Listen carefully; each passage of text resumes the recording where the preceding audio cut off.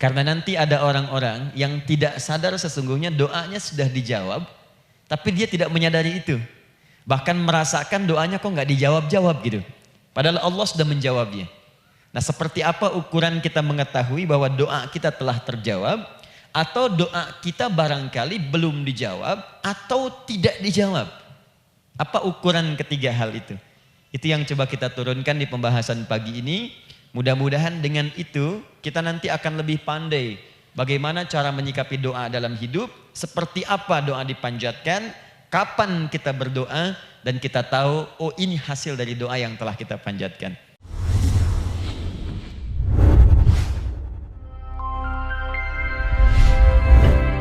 Alhamdulillahi Rabbil Alamin alladhi amarana bid-du'a faqala wa qala rabbukum ud'uni astajib lakum fawa'adana bil ijabati faqala wa idza sa'alaka 'ibadi 'anni fa inni qarib ujibu da'watad da'i idza da'an wassalatu wassalamu ala rasulillahi alladhi wa'adana bil ijabati 'indama nad'u ila Allah subhanahu wa ta'ala faqala min dhimni du'aihi fi asma'il husna iqtida'an min ashabihi sallallahu alaihi wasallam ara'aita madza da'awt faqad da'awta bi asma'ihi al-a'zam idza du'iya biha ajaba wa idza su'ila biha a'ta. Allahumma salli wa sallim wa barik ala rasulika al-karim an-nabiyyin amin wa ala alihi wa sahbihi wa ummatihi ila yaumiddin. Amma ba'd, فيا عباد الله أوصي نفسي وإياكم بتقوى الله فقد فاز المتقون فلا تموتن إلا وأنتم مسلمون. Saudariku sekalian, para ibu baik yang di dalam ruang masjid ataupun yang di luar masjid, di sekitaran Masjid Trans Studio, saya ingin mengajak pada seluruhnya tanpa kecuali, mari kita senantiasa bersyukur pada Allah Subhanahu wa taala atas nikmat yang telah kita dapati sampai dengan pagi hari ini. Syukur itu selalu menambah ketenangan di dalam jiwa. Syukur itu bisa mengentaskan sebagian persoalan hidup yang kita rasakan. Syukur itu bisa menambah kekuatan dari perasaan lemah yang kita rasakan. Dan syukur itu puncaknya bisa mengantarkan ke dalam surga terbaik yang dijanjikan, hingga Allah menyebutkan kemudian dalam Al-Quran, wa qalilun min ibadiyasy syakur. Sedikit sekali di antara hamba-hambaku itu yang bisa menjadi orang yang pandai bersyukur kepada Allah Subhanahu wa taala. Mudah-mudahan hidupan kita sampai hari ini seluruhnya diterima oleh Allah Subhanahu wa taala sebagai amal saleh, dan semoga yang belum mendapatkan hidayah untuk berislam sampai dengan pagi hari ini dihunjamkan hidayah kepada dalam jiwanya oleh Allah Subhanahu wa taala agar bisa berislam sebelum wafat menghadap Allah Subhanahu wa taala.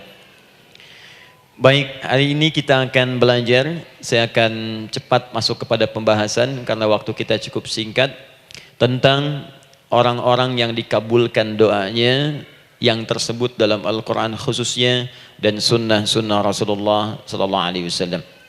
Kita akan bagi pembahasan kita ke dalam 3 bagian. Pertama, kenapa kita mesti berdoa? Di poin pertama, kenapa kita mesti berdoa? Yang kedua, bagaimana cara berdoa yang baik, yang cepat dikabulkan oleh Allah Subhanahu wa taala. Yang pertama, mengapa kita mesti berdoa? Esensi doa itu apa, kan? Yang kedua, bagaimana cara berdoa yang sekiranya cepat dikabulkan oleh Allah Subhanahu wa taala. Dan yang ketiga, kita akan melihat ukuran pengabulan doa. Seperti apa doa itu dikabulkan. Karena nanti ada orang-orang yang tidak sadar sesungguhnya doanya sudah dijawab, tapi dia tidak menyadari itu. Bahkan merasakan doanya kok nggak dijawab-jawab gitu. Padahal Allah sudah menjawabnya. Nah, seperti apa ukuran kita mengetahui bahwa doa kita telah terjawab, atau doa kita barangkali belum dijawab, atau tidak dijawab? Apa ukuran ketiga hal itu? Itu yang coba kita turunkan di pembahasan pagi ini. Mudah-mudahan dengan itu kita nanti akan lebih pandai bagaimana cara menyikapi doa dalam hidup, seperti apa doa dipanjatkan, kapan kita berdoa, dan kita tahu oh ini hasil dari doa yang telah kita panjatkan. Sepakat sampai di sini? Baik ya, tinggal sepakat saja ya. Kan biasanya yang nerangkan saya, nulis saya, ngapus saya sampai selesai pula. Baik, ayo kita mulai. Bismillah. Mengapa kita mesti berdoa? Kita buka dulu ibu sekalian. Ya, yang di ruangan ini ataupun yang di bawah, semuanya insya Allah memiliki kemuliaan yang sama di hadapan Allah Subhanahu wa taala sesuai dengan keikhlasannya, ya, sesuai dengan keikhlasannya. Karena hadisnya umum sifatnya. Man salaka tariqan yaltamisu fihi ilma, sahhalallahu lahu tariqan ilal jannah. Siapa yang menyiapkan dirinya menempuh perjalanan dan dia meniatkan ingin belajar pengetahuan agama walaupun sedikit, maka dia akan dapat balasan dari Allah, minimal setiap langkahnya akan dicatat meringankan langkah dia ke surga nantinya. Ya, dan di situ tidak disebutkan khusus bagi yang di dalam ruangan masjid. Lantai 2 lagi misalnya. Tidak. Ya, jadi yang di sekitaran, yang di depan semua berdasarkan niatnya, ya. Berdasarkan niat dan kuantitas amalannya. Di kuantitas itu tambah. Mungkin Ustadz belum datang, ibu ada yang berzikir, ada yang baca Al-Qur'an, ada yang istighfar, itu yang nambah pahala. Ya. Kalau yang pasang status, pasang kamera, ya itu saya nggak tahu. Ayo kita kembalikan sini. Pertama, Quran surah ke-7 ayat 172. Quran surah ke-7 Al-A'raf ayat 172. Kemudian setelah itu diperintahkan dalam Al-Quran surah ke-40 Ghafir ayat ke-60. Lalu kita praktekkan ini dalam keseharian kita. Saya beri contoh misalnya Quran surah ke-2 ayat ke yang paling banyak nih dibaca 201. Kadang-kadang misalnya Quran surah ke-2 ayat 286. Banyaklah. Quran surah ke-7 ayat 23 misalnya dan seterusnya. Ini bagian pertama.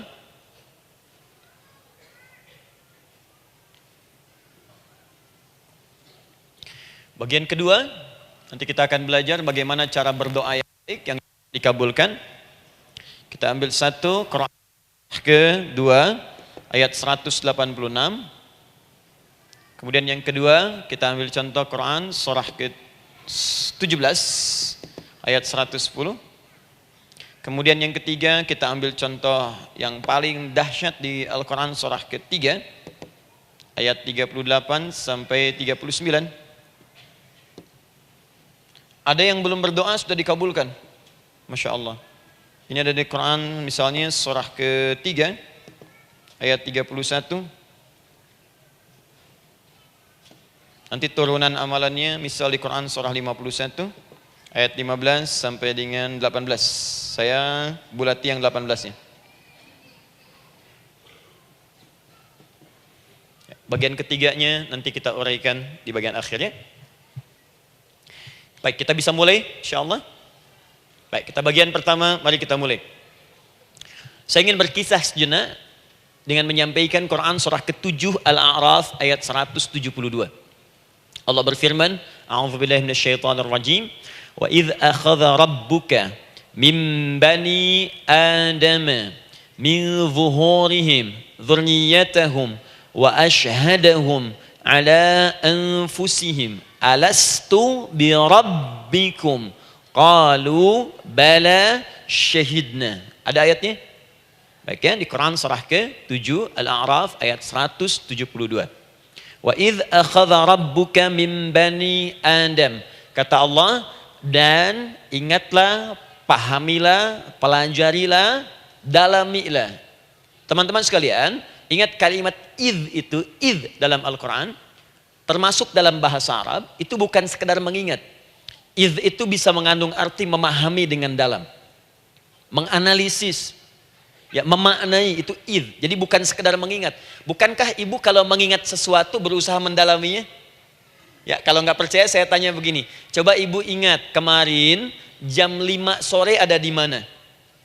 Bukankah sekarang sedang mendalami sesuatu? Sedang mencari memori jam 5 sore kemarin ada di mana? Setelah itu dihimpun jadi sesuatu lalu disampaikan dengan terstruktur, dengan rapi. Oh, kemarin saya ada di sini, di sini, di sini, mengerjakan ini. Itu idz dalam bahasa Arab. Kalau di Al-Quran ada kalimat idz. Itu berarti bukan sekedar kita diminta mengingat, tapi juga merenung, mendalami, memahami dengan dalam. Paham insyaallah? Baik, sekarang perhatikan. Nanti kalau ibu baca Al-Quran, maksud saya, ibu bisa menerjemahkan sendiri dan memahami dengan baik. Ya, misal kalimat idz pertama dalam Al-Quran misal ditemukan di Quran surah kedua ayat 30. Wa idz qala rabbuka lil malaikati inni ja'ilun fil ardi khalifah. Idz akan ditemukan. Nah, sekarang ayat tentang korelasinya dengan doa, kita buka Quran surah ke-7 tadi ayat 172. Wa idz akhadha rabbuk, dan pahami ya kata Allah, renungkan ya, maknai dengan dalam ketika Allah menyampaikan, membuat komitmen dengan semua anak cucu Adam tanpa kecuali. Semuanya. Ingat kalau ditemukan kalimat Bani Adam. Bani Adam disebutkan 7 kali dalam Al-Quran. Ya. Berapa kali? 7 kali. Kalimat Bani Adam. Bani Adam. Ini menunjuk pada semua keturunan anak cucu Adam sampai selesai kehidupan. Ya, dari Nabi Adam alaihissalam, kemudian pasangannya Sayyidah Hawa alaihissalam, kemudian keduanya mulai berumah tangga, melahirkan keturunan, diabadikan di Al-Quran surah keempat, ya, surah Ibu, ayat yang pertama. Ya ayyuhan nasu taqu rabbakumul ladzi khalaqakum min nafsin wahidah wa khalaqa minha zawjaha. Di situ kemudian ada Adam, zawjaha Hawa, ya. Wa batha minhuma rijalan katsiran wa nisaa. Dari situ turun keturunan laki-laki perempuan, laki-laki perempuan. Nanti menyebar, Bu, ya, menyebar. Ada yang ke Chicago, ada yang di Chicago, ada yang di Singaparna, ada yang di Singapura. Semua nyebar. Ya, di Sunda, dari Jawa sampai ke Sumatera, sampai Indonesia, sampai Nusantara, sampai Asia, Eropa, sedunia. Nanti penyebarannya disebutkan di Quran surah ke-49 ayat ke-13. Ya ayyuhan nasu inna khalaqnakum min dzakarin wa untha. Hai manusia, semua saya ciptakan ada 2 jenis. Kalau bukan laki-laki itu pasti perempuan. Jadi tidak ada yang ketiga. Ingat ya? Kalau bukan laki-laki siapa? Perempuan. Jadi tidak ada misalnya, maaf, laki-laki yang keperempuan-perempuanan, yang gerakannya melambai, ya, kata-katanya terlampau lembut misal, dan tidak ada pula perempuan yang perkasa, ya, terlampau kuat misalnya, melampaui batas-batas standarnya. Jadi kalau bukan laki-laki pasti perempuan. 2 saja. Jadi kalau misalnya masih ada yang bingung, tentukan dirinya, ya, dan lihat fitrahnya. Lihat fitrahnya. Baik, kemudian waja'alnakum syu'uban wa qabaila. Kami tempatkan kalian mungkin beda-beda tempat. Syu'ub, beda tempat. Ya, ada yang misalnya RT, RW, kecamatan, beda kampung, beda negara, sampai seluruh dunia. Wa qabail, satu tempat itu sukunya bisa beda.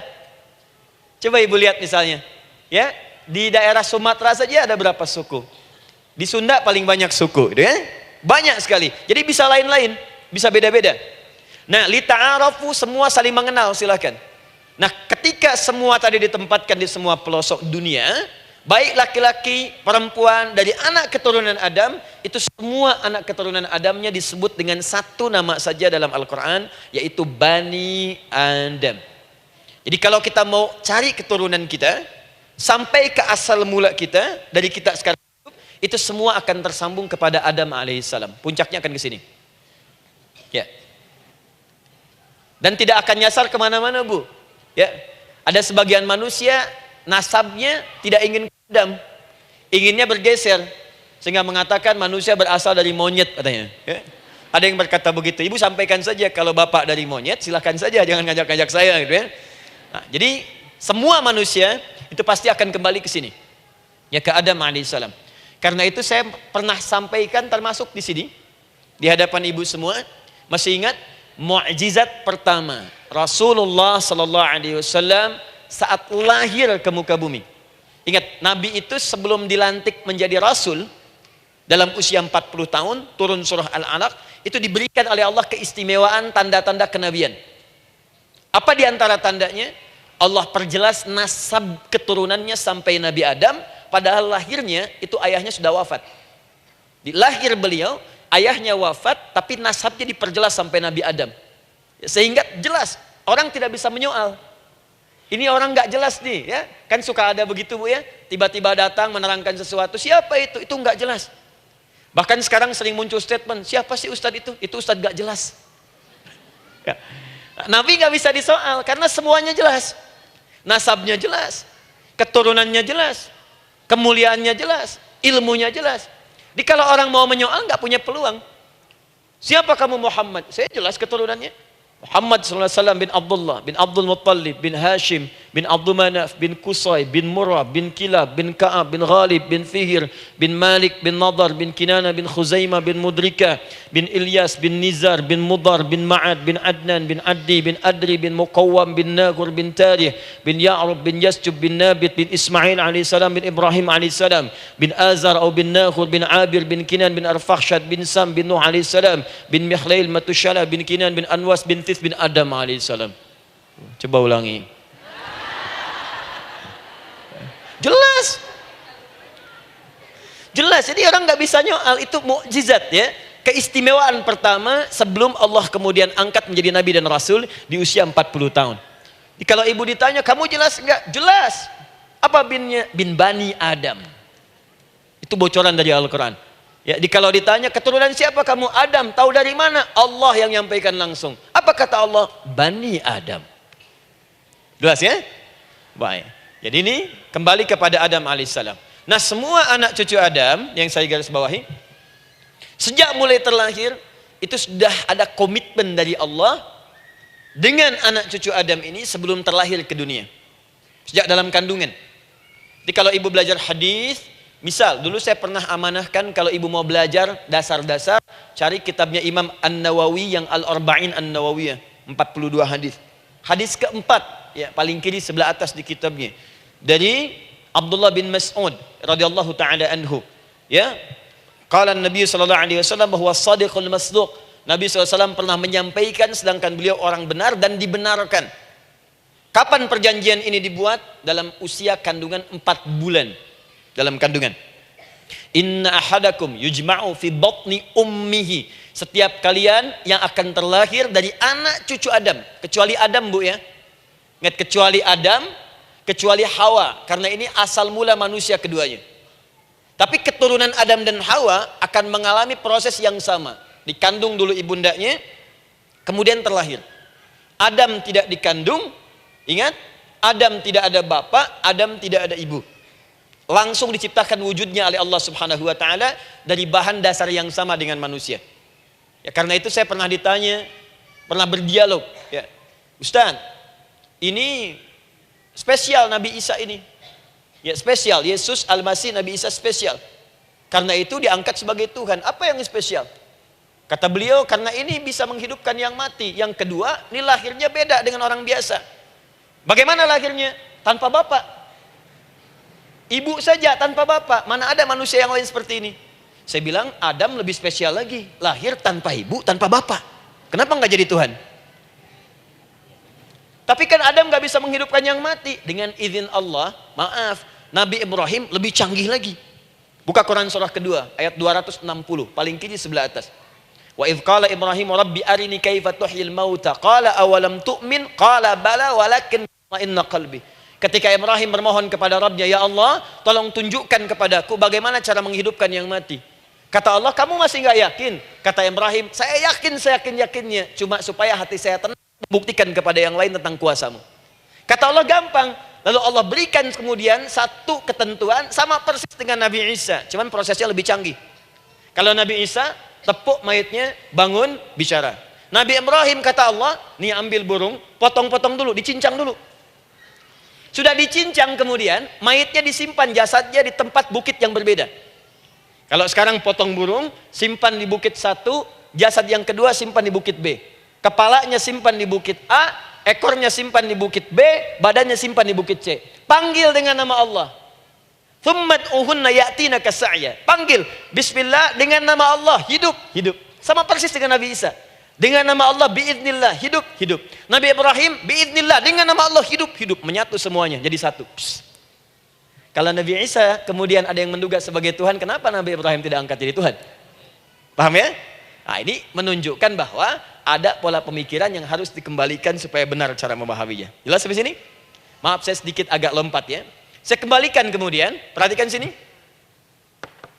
Inna ahadakum yujma'u fi batni ummihi. Karena itu semua anak cucu Adam, beda dengan Adam, akan proses lahirnya dikandung dulu di perut ibundanya.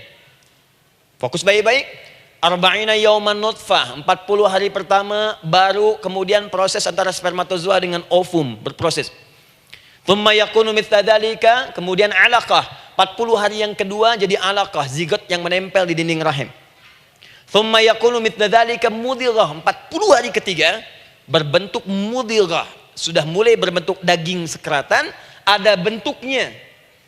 Dan usianya sudah 4 bulan, 40 hari ketiga, 120 hari. 120 hari. Thumma yursalu ilaihil malak, kemudian diutuslah malaikat, fayanfukhu fihi ruh, maka ditiupkan roh ke dalamnya. Jadi ingat, kalau di antara sini, di antara kita ada ibu misalnya yang tengah hamil, tengah mengandung, ingat baik-baik, atau keluarganya, kerabatnya, usia 4 bulan itu roh sudah ditiupkan. Di kandungan sudah ada rohnya. Hati-hati ya. Berapa bulan? 4 bulan. Karena itu nanti ada ayat dalam Al-Quran, Quran surah ke-7 ayat 189.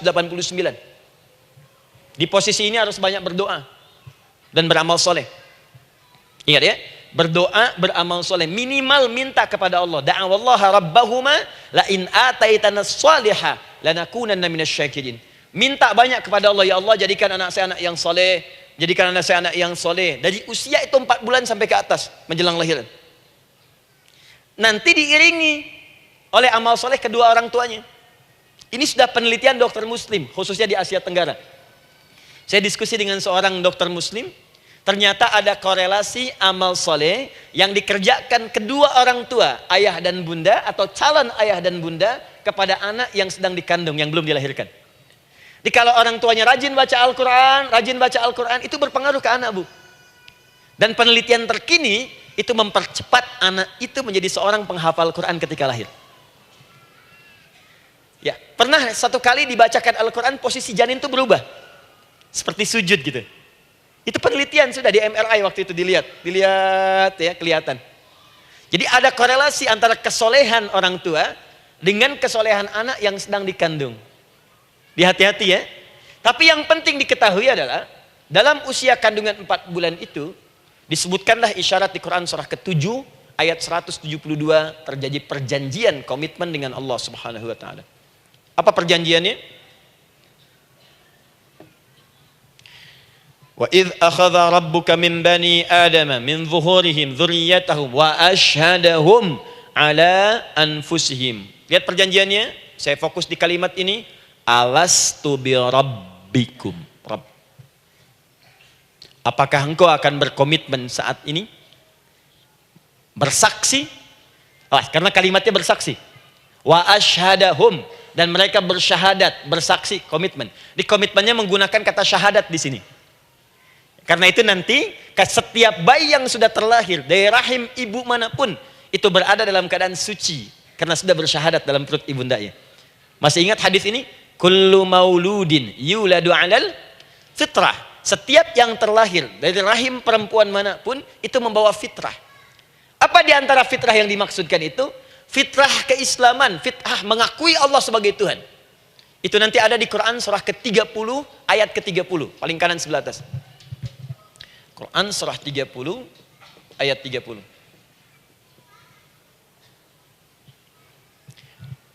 Fa'aqim wajhaka lid-dini hanifa. Hei setiap manusia, fa'aqim wajhaka, hadapkan, pasrahkan, arahkan dirimu sepenuhnya. Lid-dini, pada ketentuan ad-din, hanifa, dengan lurus. Di setiap manusia itu punya fitrah untuk beragama. Punya kecenderungan untuk mencari Tuhan. Silakan ibu cek, manusia manapun yang pernah hidup, itu pasti akan mencari Tuhan. Silakan. Karena itu Allah beri jalan, begini cara mencarinya. Fitratallahi allati fataran nasa 'alaiha, itulah fitrah manusia yang telah Allah berikan pada dirinya bahkan sebelum dia terlahir. Di antara fitrah manusia ada kecenderungan untuk mencari Tuhan. Ada kecenderungan untuk mendekat kepada Allah. Bahasa Qur'annya din lidini hanifa. Apa itu din? Itulah Islam. Quran surah ketiga ayat 19. Inna dina indallahil Islam. Karena itu silakan cek, semua orang itu pasti akan mencari Tuhan. Setiap manusia. Ada yang melihat kayaknya ada di hewan, kayaknya ada di pohon, kayaknya ada di alam, kayaknya ada di patung, kayaknya ada di... Mencari dia. Terus Allah beri jalan. Kalau kamu ingin mencari yang benar, din yang dimaksud Islam, diberikanlah tuntunan dalam Islam. Jelas sampai sini? Baik. Karena itulah kemudian setiap bayi yang terlahir itu disebut oleh Nabi dia suci, dia bersih karena telah membawa risalah Islam dalam dirinya. Hanya sayang nanti fa'abawahu yuhawwidanihi au yunassaranihi au yumajjisanihi. Lingkungan nanti akan merubah dia keluar dari fitrahnya. Bisa dipengaruhi, tiba-tiba berubah misalnya keyakinan. Bisa karena kejadian tertentu dia jauh dari Allah Subhanahu wa taala. Dia muslim, cuman karena kondisi tertentu, pekerjaan menjauhkan dia dari Allah, lupa sholat. Telenovela menjauhkan dia dari Al-Quran. WhatsApp, Facebook, media sosial melupakan dia dari ibadah.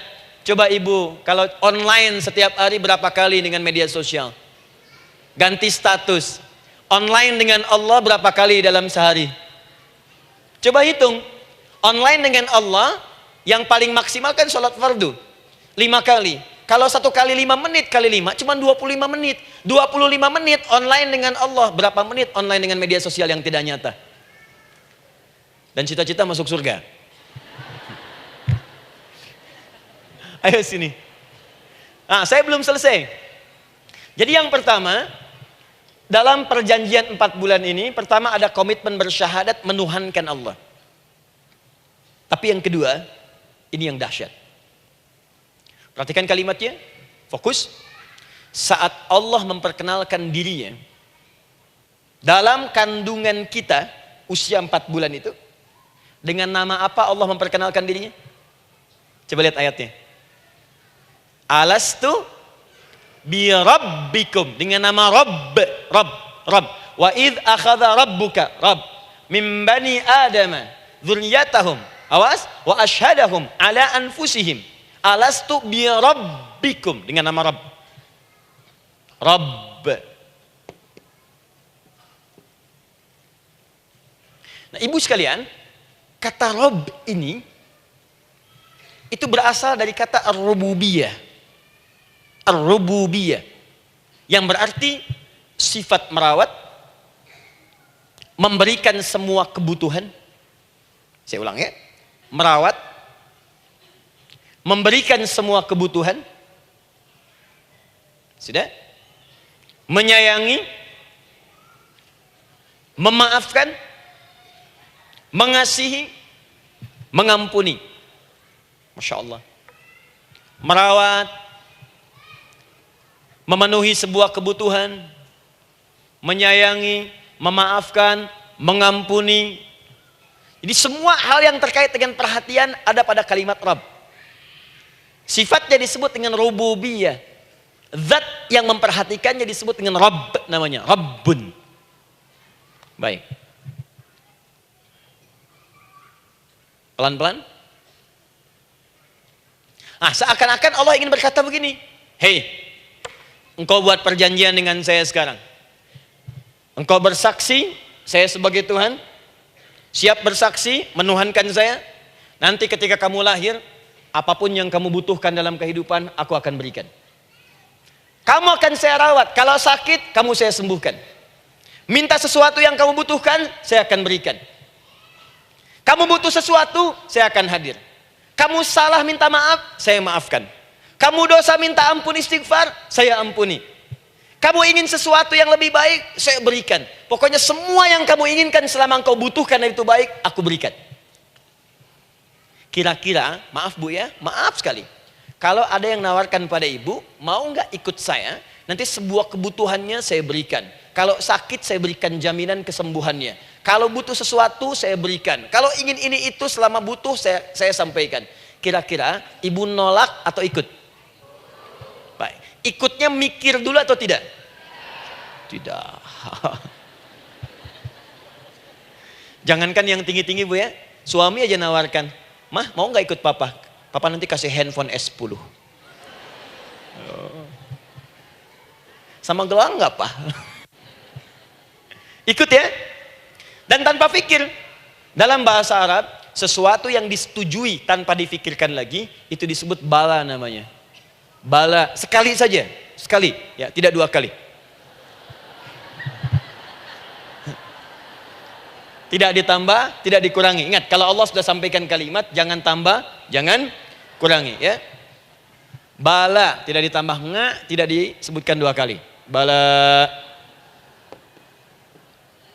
Ya. Bala itu artinya siap. Ya. Tanpa pikir. Karena memang nggak ada yang dipikirkan lagi. Apa yang mau dipikirkan? Semua kebutuhan dikasih. Semua keinginan dikabulkan sepanjang baik. Kalau sakit ada jaminan disembuhkan, dikasihi, disayangi, salah dimaafkan. Ya, kalau dosa diampuni, apalagi yang kurang, nggak ada aib, nggak ada yang kurang, sempurna semua. Kita katakan bala tanpa fikir. Karena itu, perhatikan, setiap kita kemudian, ibu sekalian, datang terlahir ke bumi, mengalami kehidupan, fitrah kita setiap mendapatkan kebutuhan, kita akan menyebut nama Allah Subhanahu wa Ta'ala dengan nama yang telah dijanjikan itu. Silakan ibu cek. Bukankah ibu ketika ada kesulitan memohon kepadanya? Ya Allah, tolong sembuhkan ya Allah. Ya Allah, lancarkan ya Allah. Ya Allah, sukseskan suami saya. Ya Allah, tenangkan kehidupan rumah tangga kami. Ya Allah, anugerahkan solusi. Ya Allah, sembuhkan ibu saya. Semua minta kan?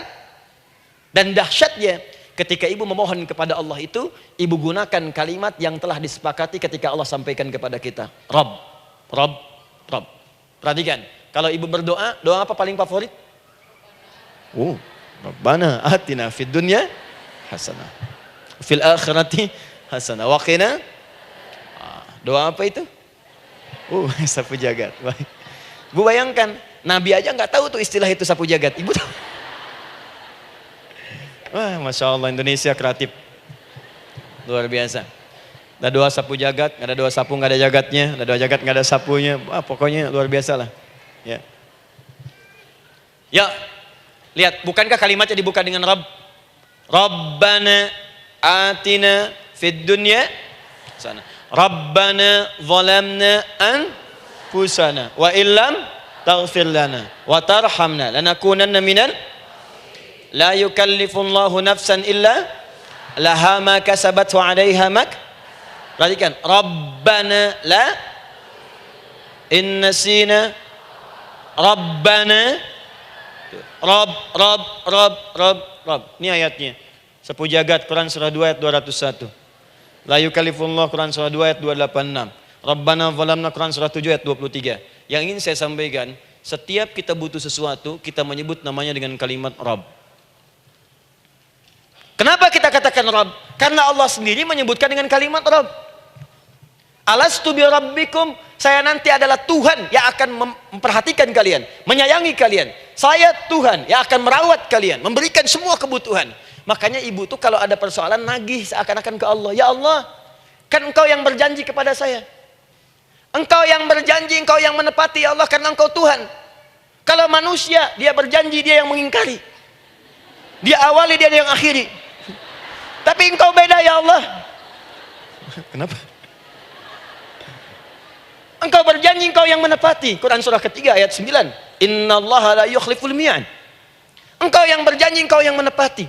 Engkaulah awal dan akhir dari semua hal. Engkau mengatakan saya Rabb yang akan memberikan semua kebutuhan. Sekarang saya butuh ya Allah. Engkau berjanji akan menyembuhkan, sekarang saya sakit ya Allah. Engkau berjanji akan memberi solusi, sekarang saya sedang punya masalah ya Allah. Engkau berjanji akan memberikan kesuksesan, sekarang saya sedang menapaki itu ya Allah.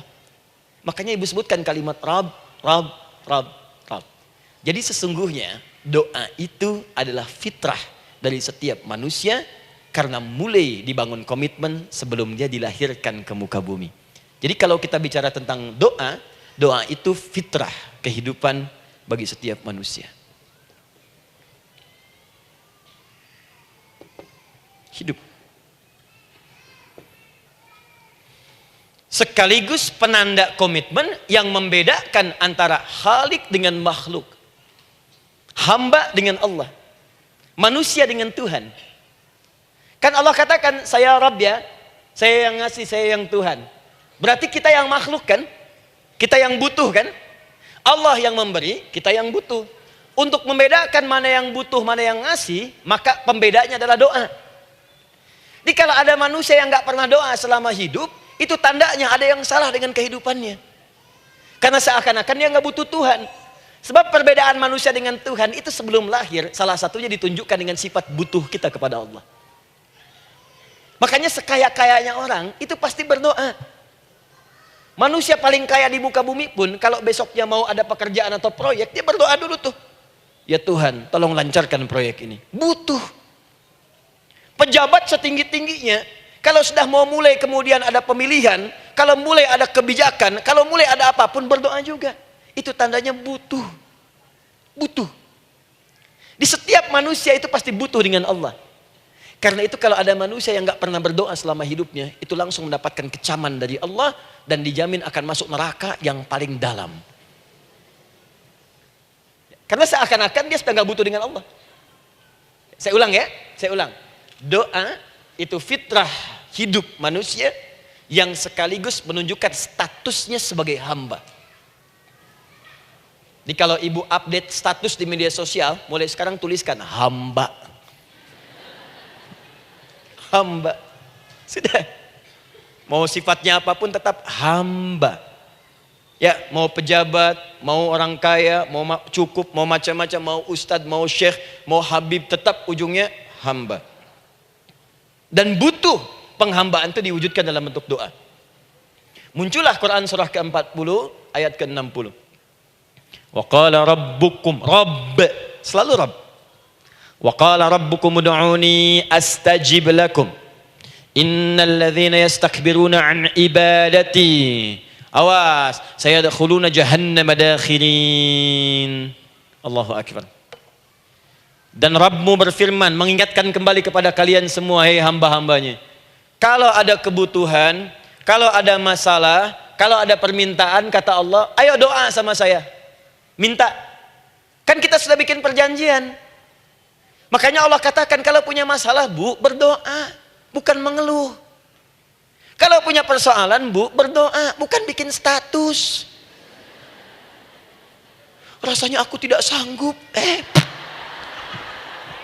Ditulis di Facebook. Apain? Terus kalimat Allahnya pun jelas. Minta kepadaku, bukan mengeluhkannya. Kamu tidak seperti yang aku kira. Nungguin komen. Sambil masak, celing ada satu. Ece kunaon. Makin meluas masalah. Untuk abi mas sabar. Sudah. Paham ya? Jadi ini kaidah hidup yang pertama. Sebetulnya sederhana, cuman jarang digunakan gitu. Sederhana, cuman jarang dipakai. Kata Allah kan, kamu doa itu, saya kasih ketenangan. Jadi Bu, gini, doa itu manfaatnya, walaupun solusi belum datang, tapi hati tenang. Tenang. Jadi kalau mau curhat-curhat sama Allah, sampaikan, minta, mohon, berikan. Minimal tenang. Saya kasih rahasia ya.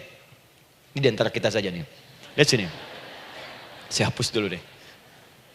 Bismillah. Masya Allah. Mau ngapus sendiri, nulis sendiri, penghapus, lari sendiri.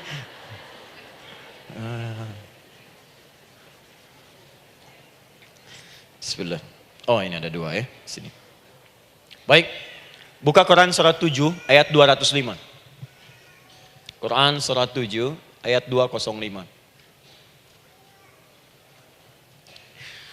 Doa itu disebut zikir di ayat itu. Jadi kalau ibu sedang berdoa, itu sedang berzikir. Wadhkur rabbaka fi nafsika tadarruan wa khifatan wa dunal jahri minal qaul. Ada ayatnya? Oke. Pakai Rabb lagi kan? Wadhkur rabbaka. Kalau engkau punya masalah, kata Allah, sekecil apapun.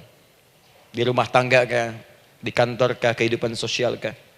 Kata Allah, ayat sebut, minta kepada Allah. Berdoa. Doa disebut dengan zikir. Zikir itu semua kegiatan yang membuat kita ingat Allah. Zikir. Baca Quran, zikir. Dalilnya Quran surah ke-15 ayat 9. Inna nahnu nazzalna dzikra. Kami turunkan Al-Quran sebagai zikir. Menghafal Quran, zikir. Quran surah 54 ayat 17, ayat 22, ayat 32, ayat 40. Walaqad yassarnal Qur'ana lidzikri. Kami akan mudahkan Al-Quran untuk diingat, dihafalkan. Zikir, sebagai zikir kepada Allah. Ibu selepas sholat, baca subhanallah, alhamdulillah, Allahu Akbar, zikir. Quran surah keempat, ayat 103. فَإِذَا قَضَيْتُمُ الصَّلَاةَ فَاذْكُرُوا اللَّهَ. Maka jika anda telah tuntas mengerjakan sholat, segera berzikir kepada Allah. Sholat sendiri, zikir. Quran surah ke-20, ayat ke-14. Innani anallahu la ilaha illa ana fa'budni wa aqimis salata li dzikri. Saya Allah, kata Allah. Tidak ada Tuhan selain saya. Sembah saya. Bagaimana menyembah Allah? Tunaikan sholat sebagai zikir kepada Allah. Zikir. Di zikir, semua amalan yang mendekatkan kita dengan Allah. Doa, itu satu dari bagian zikir. Tapi tahukah ibu fungsi zikir yang paling utama itu apa? Quran surah 13 ayat ke-28. Ala bizikrillahi tatma'innul qulub. Yakinkan pada dirimu, kalau zikirmu benar kepada Allah, maka dia akan berdampak kepada hati menjadi lebih tenang. Zikir itu, manfaat pertamanya, membuat hati tenang, Bu. Tadi saya contohkan. Baca Al-Quran, zikir kan? Jadi kalau ibu sedang tidak tenang, sedang gelisah, ada masalah, daripada mengeluh sana sini, wudu, Bu, wudu. Ambil mushaf, baca. Saat baca itu mungkin solusi belum datang, tapi hati itu lebih tenang. Kaitan dengan bahasan kita, doa, minta. Doa. Jadi kalau orang punya masalah itu kalau berdoa, walaupun solusinya belum datang, walaupun kemudian jawabannya belum tiba, minimal hati ibu itu tenang. Ini dia. Kan surah 13 ayat 28. Rumus ini pakai. Gunakan dalam hidup. Karena yang tahu kehidupan kita itu Allah yang menciptakan kita. Yang tahu pesawat, yang bikin pesawat. Yang tahu handphone, yang bikin handphone. Yang tahu mikrofon, yang bikin mic-nya. Yang tahu kita, yang menciptakan kita. Ikutilah petunjuk Allah yang menciptakan kita, maka akan langsung terasa manfaatnya. Ibu tidak percaya, silahkan lakukan. Rasakan bedanya, bedakan rasanya, dan pasti akan terasa bedanya. Akan lain. Tuh. Doa. Tapi ingat yang paling penting kata Allah, doa itu bukan sekedar penting permohonannya, tapi menunjukkan status kita sebagai hamba di hadapan Allah Subhanahu wa taala. Jadi kalau ada orang selama hidup tidak pernah berdoa, artinya dia mengingkari status dia sebagai hamba di hadapan Allah Subhanahu wa taala. Mau menyejajarkan diri dengan Tuhan. Kan yang tidak pernah meminta itu Tuhan. Allah yang memberikan. Kalau manusia beda pasti minta. Artinya kalau ada manusia nggak pernah minta, seakan-akan bahasa halusnya, kamu ini ngaku jadi Tuhan. Saya tempatkan kau di neraka jahanam yang paling bawah. Jahanam itu, Bu, belum masuk saja sudah terasa. Terasa. Buka ibu Quran surah misalnya ke-40 Ghafir tuh. Ya, ayat 45 sampai dengan 47-nya. Sebelumnya lagi, lihat Quran surah ke-8 ayat ke-50. Itu penghuni neraka, Bu, yang bukan jahanam saja. Penghuni neraka itu kalau mau meninggal itu dipukulin dulu malaikat.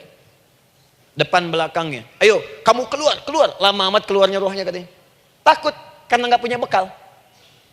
Kan maaf ya, kaidah mengatakan orang nggak punya bekal itu takut pulang, apalagi orang merasa salah. Anak ibu berbuat kesalahan, mau pulang takut kan? Takut. Jadi kalau ada anak takut pulang, salah dia. Salah. Kemana anak nggak pulang-pulang? Pasti ada yang salah karena nggak berani pulang. Jangankan salah, nggak punya bekal saja, malu pulang. Lihat ibu waktu Ramadan usai, mau mudik, Idul Fitri. Kan pada mudik kan? Kenapa mau mudik dan senang mudik? Karena punya bekal, Bu. Dikumpul-kumpulkan tuh selama 11 bulan. Untuk 1 bulan saja. Itu pun paling berapa hari. Kumpulin. Terus telepon keluarga. Insya Allah aku pulang hari ini. Wah, senang semuanya. Padahal mudiknya cuma pakai motor, Bu. Motornya bebek, bekalnya singa. Serius saya, motor bebek bekal singa, ada kardus belakangnya. Tulisin, terus tambah pelepah pisang buat begini.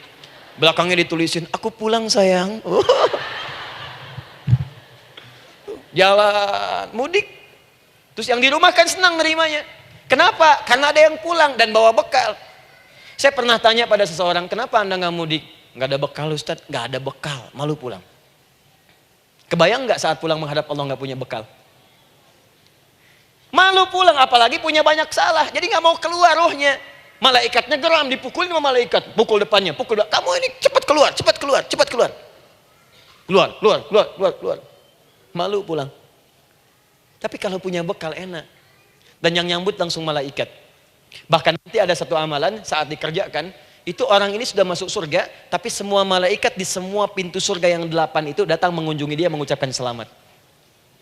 Itu ada di Quran surah 13 ayat 24. Salamun alaikum bima sabartum fa ni'ma uqbaddar. Selamat ya saat di dunia sabar mencari bekal.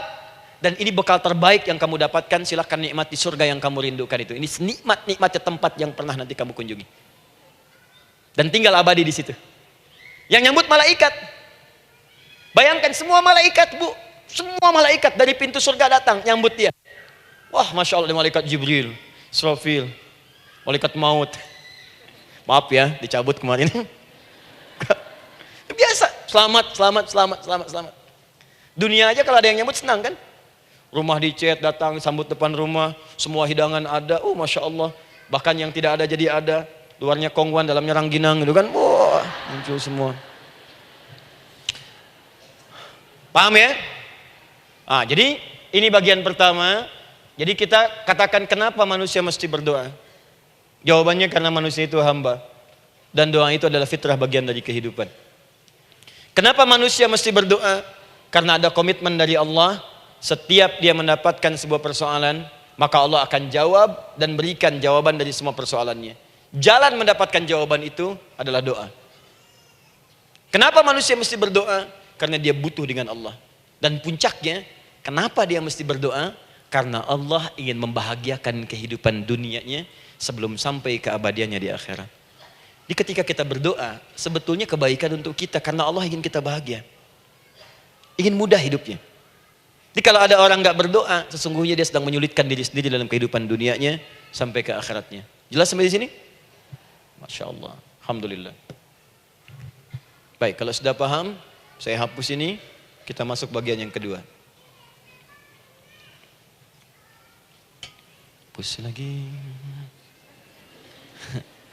Sab Muslimah edisi ke-15. 15 kali datang sendiri, ngulangin sendiri. Nulis sendiri, ngapus sendiri. Masya Allah. Tinggal lihat, catat, masuk surga.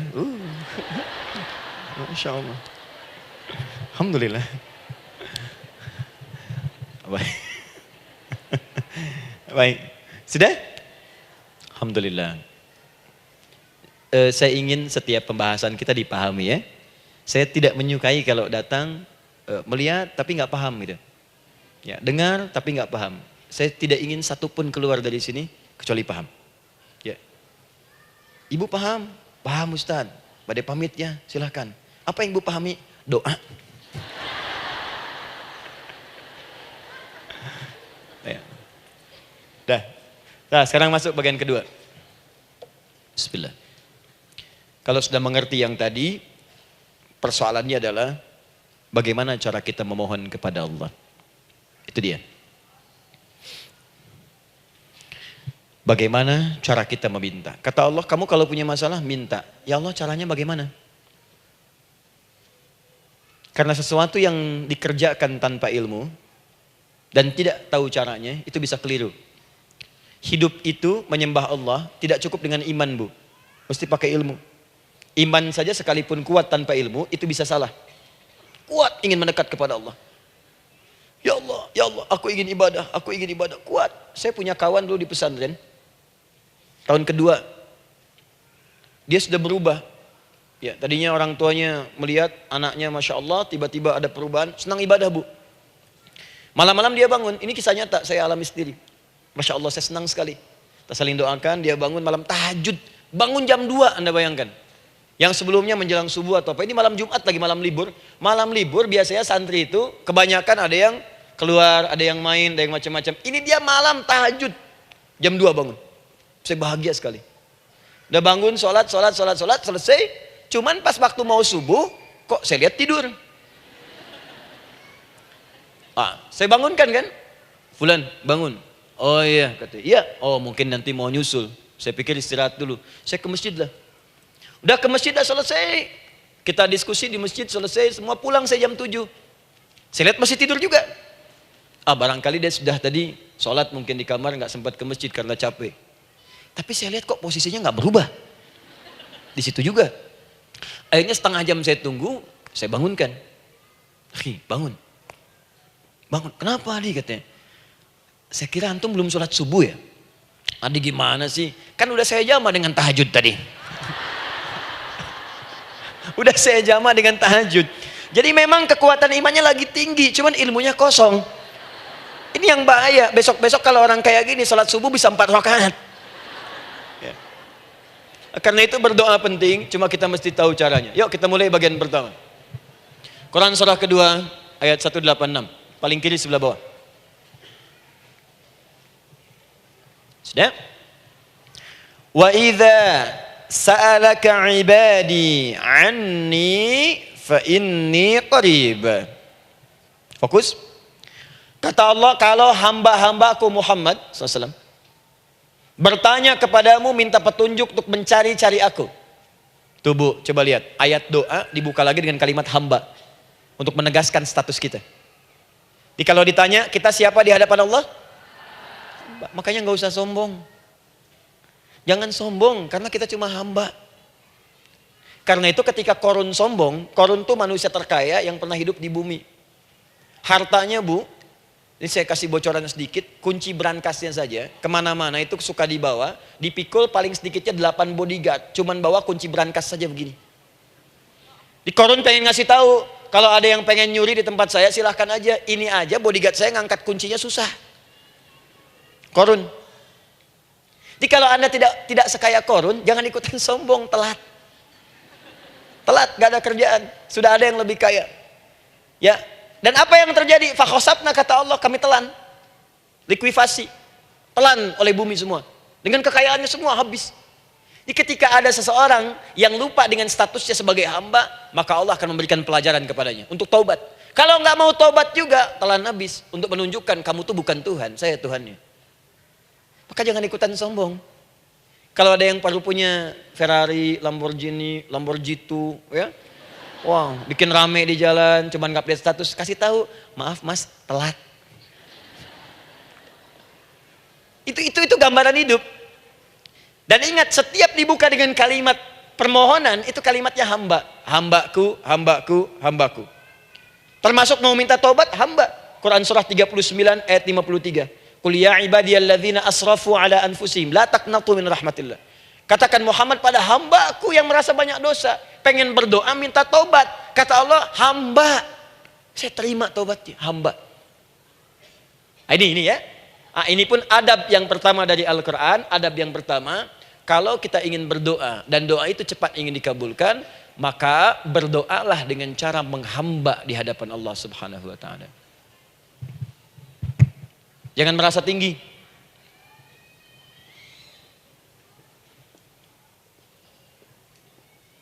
Saya turunkan caranya. Bagaimana cara menghamba itu dengan cara yang baik? Fokus.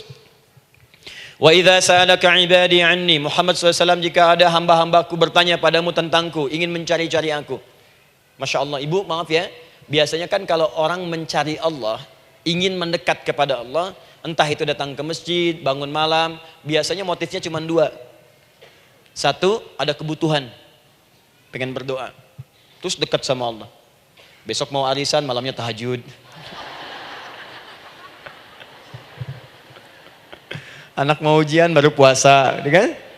Suami ada proyek, baru baca Quran, kan? Terus itu biasa itu, biasa. Jadi fitrah bu. Tumben jeng tahajud, fitrah. Itu biasa itu. Ya. Yang kedua, taubat dari maksiat. Taubat. Seorang taubat ke masjid, bangun malam, doa, itu biasa. Jadi kalau ada seperti itu tandanya kita hamba normal manusia. Fa inni qarib, kata Allah, katakan Muhammad SAW, katakan kepadanya, janganlah mencari, aku dekat. Dekat, jangan mencari, aku dekat. Jadi Bu, ketika kita butuh Allah, langsung jawab oleh Allah. Kamu mau apa? Aku dekat. Itu secara psikologi memberikan ketenangan yang paling dalam. Saya belum datang di sini sampai jam 8. Ibu tanya panitia, ustadznya mana sih? Ukti, ustadznya mana? Jawaban pertama misalnya, ini belum jelas nih ustadznya. Gak ada kabar. Yang kedua mengatakan, tenang saja, ustadz sudah dekat. Maka yang kedua itu lebih menenangkan kepada kita. Ketika ibu mencari, ya Allah, saya sedang ada masalah, langsung dijawab oleh Allah. Tenang, aku dekat denganmu. Mau minta apa? Itu Bu, jadi kalau ibu sedang punya persoalan, psikologi Al-Quran mengatakan, langsung rasakan Allah tuh bersama kita, dekat, menunggu kita mau minta apa. Ibu punya masalah dengan suami, ingin mengadu. Lu kata Allah, saya dekat, kamu kenapa? Ada masalah apa? Ayo minta, ayo cerita. Mohon. Ibu punya masalah dengan anak. Ibu punya masalah dengan tetangga, di pekerjaan, kehidupan sosial. Kata Allah, saya dekat. Nah, perasaan itu hadirkan dalam jiwa kita. Ini sekarang jarang didapatkan. Jadi kalau ada masalah itu, hal pertama yang dilakukan itu belum ingat Allah itu masalahnya. Di kebanyakan manusia itu kalau punya masalah, selalu ingin yang pertama itu solusinya. Bukan Allahnya. Kan pemilik solusinya Allah. Jadi kalau kita ingat pada yang memiliki, maka apapun yang kita minta akan diberikan. Bahkan ada orang yang saking ingatnya dengan Allah, sebelum minta sudah dikabulkan. Itu yang dahsyat. Nah, sekarang setelah kita paham tentang kedekatan ini, kemudian kita praktekkan. Jadi Bu, ya maaf ya, ketika ibu punya masalah apapun, yang pertama diingat Allah. Allah, Engkau telah berjanji, Engkau pasti akan tepati. Ya Allah, sekarang aku ada persoalan. Nah, sekarang teruskan ayatnya. Ujibu da'watad da'i idza da'an. Ujiba.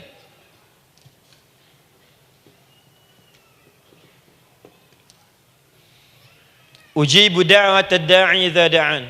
Aku pasti akan menjawab, mengabulkan setiap doa hambaku jika dia bermohon kepadaku. Saya ingin ajarkan sedikit di gramatikal bahasa Arab.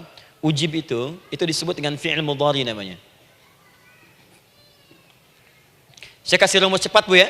Insya Allah kalau ibu fokus dengan rumus ini, ibu nanti bisa memahami Al-Quran dengan baik. Saya kasih satu kalimat. Hafalkan baik-baik. Ini gampang kok. Anita. Ya, Anita. Sudah? Anita. Baik. Hamzah, nun, ya, ta. Satukan Anita. Kalau di dalam kalimat ibu baca Al-Quran, di depannya ada huruf hamzah ini, atau nun, atau ya, atau ta, maka itu rumus mudhari namanya. Gak usah dihafalkan mudharinya. Ya, gak usah dihafalkan sampai bikin misalnya satu ungkapan, Anita istrinya Pak Mudhari. Gak usah, gak ada kerjaan. Ya, gak usah dihafal. Saya hanya ingin tunjukkan pemahaman. Kalau ada bentuk seperti ini punya 3 makna. Kalau dalam bahasa Inggris itu disebut present, ya, continuous, dan future. Present, continuous, and future. Sekarang, terus, sampai kapanpun. Sekarang, terus berlangsung, continuous, and future, sampai kapanpun di masa depan. Ini bentuknya disingkat dengan rumus ini, Anita. Di dalam konteks pengabulan doa, kata Allah, ketika saya akan kabulkan. Kalau kamu punya masalah, kamu berdoa, saya akan kabulkan. Nah, kalimat Allah saya akan kabulkan ini, bentuknya menggunakan mudhari. Ada hamzah di depannya, ujib. Artinya apa? Kalau ibu sekarang berdoa, saya akan kabulkan, kata Allah. Terus kamu berdoa, saya akan jawab. Nanti pun punya masalah di masa depan, kamu berdoa, saya jawab juga. Jadi artinya, tidak ada doa yang sia-sia. Semua doa, ingat, sepanjang kita butuhkan, pasti Allah berikan. Doa itu, sepanjang kita butuhkan, pasti akan dijawab.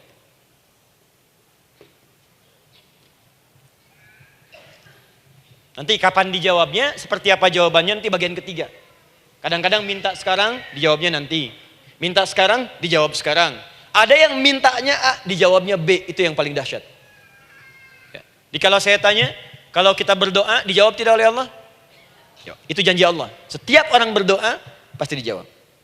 Nah, hanya persoalannya, seperti apa doa yang cepat dijawab itu?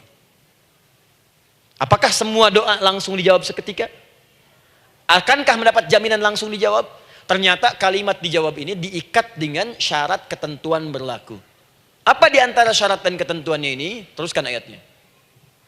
Falyastajibuli. Syarat pertama. Kalau doamu ingin cepat aku jawab, falyastajibuli. Maka engkau pun harus cepat merespon setiap seruanku. Jawab seruanku dengan cepat. Doa ingin dijawab oleh Allah. Maka kata Allah, kamu pun harus menjawab setiap seruanku. Jawab seruan Allah.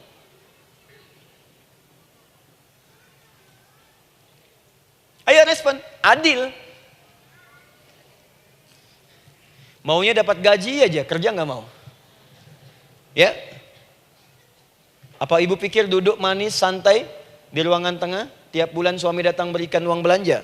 Belum tentu. Kalau sikap tidak bagus, ya interaksi tidak mulia, maka belum tentu itu didapatkan. Maka syarat pertama kata Allah, kalau doamu ingin cepat aku jawab, maka setiap aku seru, cepatlah engkau kemudian kerjakan dan jawab itu. Jadi ternyata seruan Allah itu terkait berkelindan dengan pengabulan doa. Jadi ketika ibu diseru oleh Allah, diminta diperintahkan sesuatu oleh Allah, sebetulnya itu kunci untuk mendapatkan jawaban doa kita, Bu. Dipanggil kita, ayo cepat datang ke sini. Mau minta apa? Minta, saya kasih. Apa di antara kunci doa itu, Ustaz? Yuk kita lihat. Adalah jawaban dari seruan Allah. Apa di antara seruan Allah itu? Saya beri contoh satu misalnya. Allah perintahkan kita untuk sholat. Bahkan diseru, diingatkan 5 kali dalam sehari. Sholat. Bukankah kita diseru, Bu? Dipanggil 5 kali sehari untuk sholat? Allahu Akbar, Allahu Akbar. Ya? Diingatkan kan? Ayo ingat Allah, ingat Allah, ingat Allah, ingat Allah. Allah Maha Agung, Maha Besar semuanya. Dan seterusnya. Perhatikan baik-baik. Apa tujuan Allah menyeru kita dalam sholat? Ternyata bukan ingin memberikan beban ruku dan sujud. Bukan sujudnya yang penting. Karena semua makhluk tidak sujud pun tidak akan menurunkan status Allah sebagai Tuhan. Allah tetap Allah, gak ada ruginya. Yang rugi kita. Ternyata ketika disuruh sujud, disuruh ruku itu, ternyata yang ditunggu itu bukan ruku sujudnya. Allah nunggu, punya masalah apa? Mau minta apa? Karena itu dalam ilmu fikih, ibu buka semua kitab fikih. Salat itu secara bahasa disebut dengan doa. Nama lain dari doa adalah salat. As-salatu hiya doa. Salat adalah doa. Karena itu semua bacaan dalam salat doa semua. Coba lihat. Baru takbir Allahu Akbar, doa iftitah. Al-Fatihah doa, Bu, jangan dikira Al-Fatihah enggak ada doanya.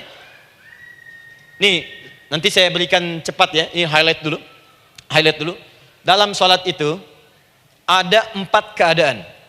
Ingat ini baik-baik. Nanti Ibu manfaatkan minimal zuhur lakukan. Ada berapa keadaan? 4. Ada 4 posisi, 4 keadaan dalam salat. Yang kalau ibu berdoa benar, meminta di situ dengan benar, itu seketika akan dikabulkan. Seketika. 1 saat berdiri. 2 saat ruku'. 3 saat sujud. 4 sesaat sebelum salam. Berdiri, ruku', sujud, sesaat sebelum salam.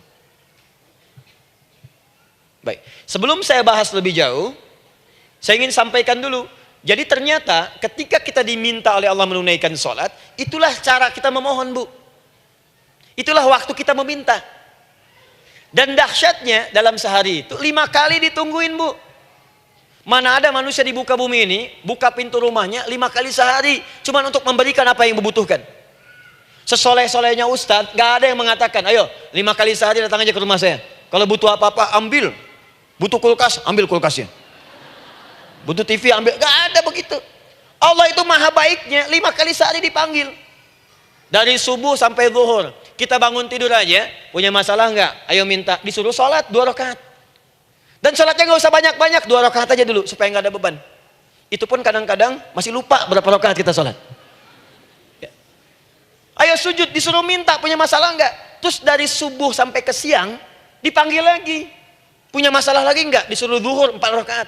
Karena waktunya cukup panjang, suruh 4. Ayo minta. Ada masalah apa? Minta sujud kita. Minta mohon. Dari zuhur ke asar ditanya lagi, ada masalah nggak? Panggil lagi. Ke maghrib sampai ke isya sebelum tidur, supaya tidurmu enak, masalah nggak ada, tenang, nikmat, nyaman istirahatnya. Ada masalah nggak? Disuruh sholat lagi. Jadi kalau orang paham sholat itu kunci kebahagiaan, dia akan senang menunaikan sholat.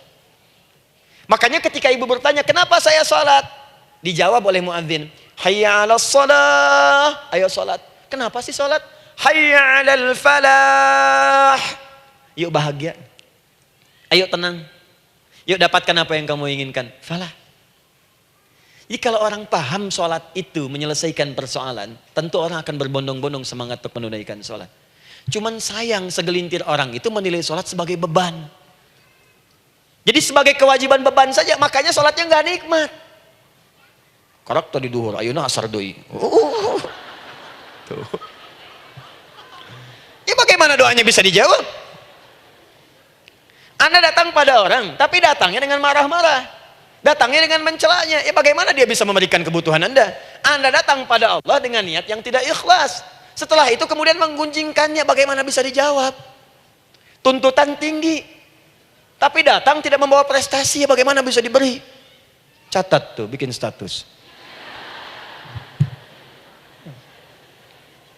Paham ya?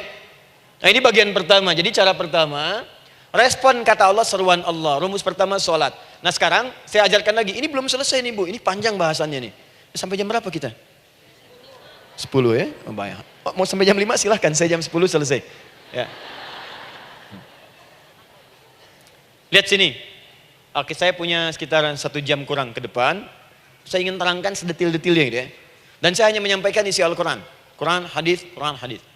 Sekarang gini, Ustadz saya sekarang paham, sholat berarti kunci untuk menyelesaikan masalah.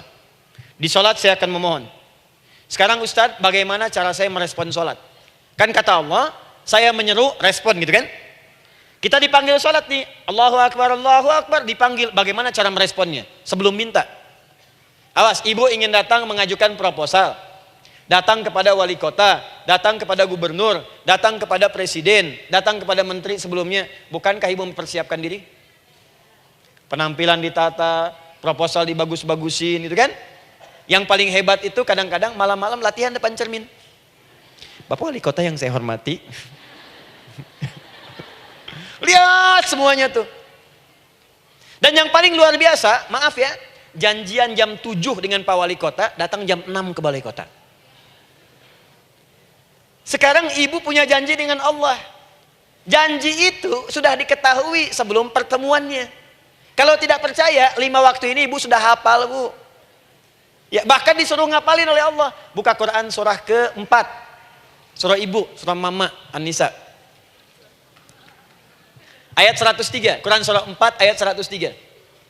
فَإِذَا قَضَيْتُمُ الصَّلَاةَ فَاذْكُرُوا اللَّهَ قِيَامًا وَقُعُودًا وَعَلَى جُنُوبِكُمْ فَإِذَا اطْمَأْنَنْتُمْ فَأَقِيمُوا الصَّلَاةَ. Lihat ujung ayatnya. Inna as-salata kanat 'alal mu'minina kitaban mawquta. Sungguh semua waktu salat itu telah ditetapkan waktunya bagi orang beriman. Itu terjemahan biasa. Kalau terjemahkan pakai ilmu balaghah, sungguh orang beriman itu hafal waktu-waktu salat. Tahu waktunya. Apalagi kalau di waktu itu ibu punya kepentingan, pasti hafal. Kalau ibu benar memprioritaskan sholat dan menilai sholat sebagai solusi hidup, menilai sholat sebagai kebutuhan, ibu pasti akan hafalkan itu Bu. Nih ya, ibu dapat bagian arisan nih, bulan ini misalnya. Dan memang bagian jatah ibu, demi Allah saya katakan, sebulan sebelumnya ibu sudah hafal tanggalnya kapan. Bahkan di kalender tuh diwarnain. Papa, bagian mama nanti bulan ini. Tuh. Dicatat semua, di tempat siapa, jam berapa, datang dengan penuh keceriaan dan kebanggaan. Luar biasa. Hanya untuk urusan dunia yang itu habis gitu. Jika dia tidak meninggalkan ibu, ibu yang meninggalkan dia duluan. Sekarang 5 kali sehari semua diberikan, bahkan lebih daripada dunia dan seisinya. Harusnya sih wajarnya dihafalkan waktunya dan ibu hafal. Ayo, subuh jam berapa sekarang? Lihat sini, bukan ke atas. Ditutup tuh. Tuh, sana tuh. Subuh jam berapa? Ayo ngelihat ke sana, 4:43. Duhur jam berapa? Tuh, asar. Maghrib, isya. Itu kan kunci ibadah. Dan kunci ijabah, kunci ibadah, kunci ijabah. Di situ ada pengabulannya. Ini gimana mau minta, waktu permintaannya aja nggak hafal. Gimana mau bermohon, datangnya aja telat. Karena itu, bagaimana cara merespon seruan Allah? Diaturlah di Quran surah kedua ayat 152. Paling kanan sebelah bawah. Quran surah kedua ayat 152. Ibu masih ingat? Bukankah sholat disebut sebagai zikir? Masih ingat? Ya, di surah ke-20 ayat 14. Wa aqimis sholata lidzikri, tunaikan sholat sebagai zikir kepadaku. Sekarang lihat ya. Lihat ketentuan Allahnya. Kalau ibu dipanggil untuk sholat, dipanggil untuk zikir, cepat respon. Ibu cepat respon, Allah pun akan cepat merespon permintaan ibu. Lihat kalimatnya. Fadhkuruni adzkurkum. Fadhkuruni adzkurkum. Kalian mengingat saya, maka saya pun akan ingat dengan kalian. Kalian zikir kepada saya, ingat saya, kata Allah, maka saya pun akan ingat kalian. Di antara makna zikir, salat. Jikalau ibu salat mengingat Allah dengan cepat, maka Allah pun akan cepat mengingat kita. Contoh.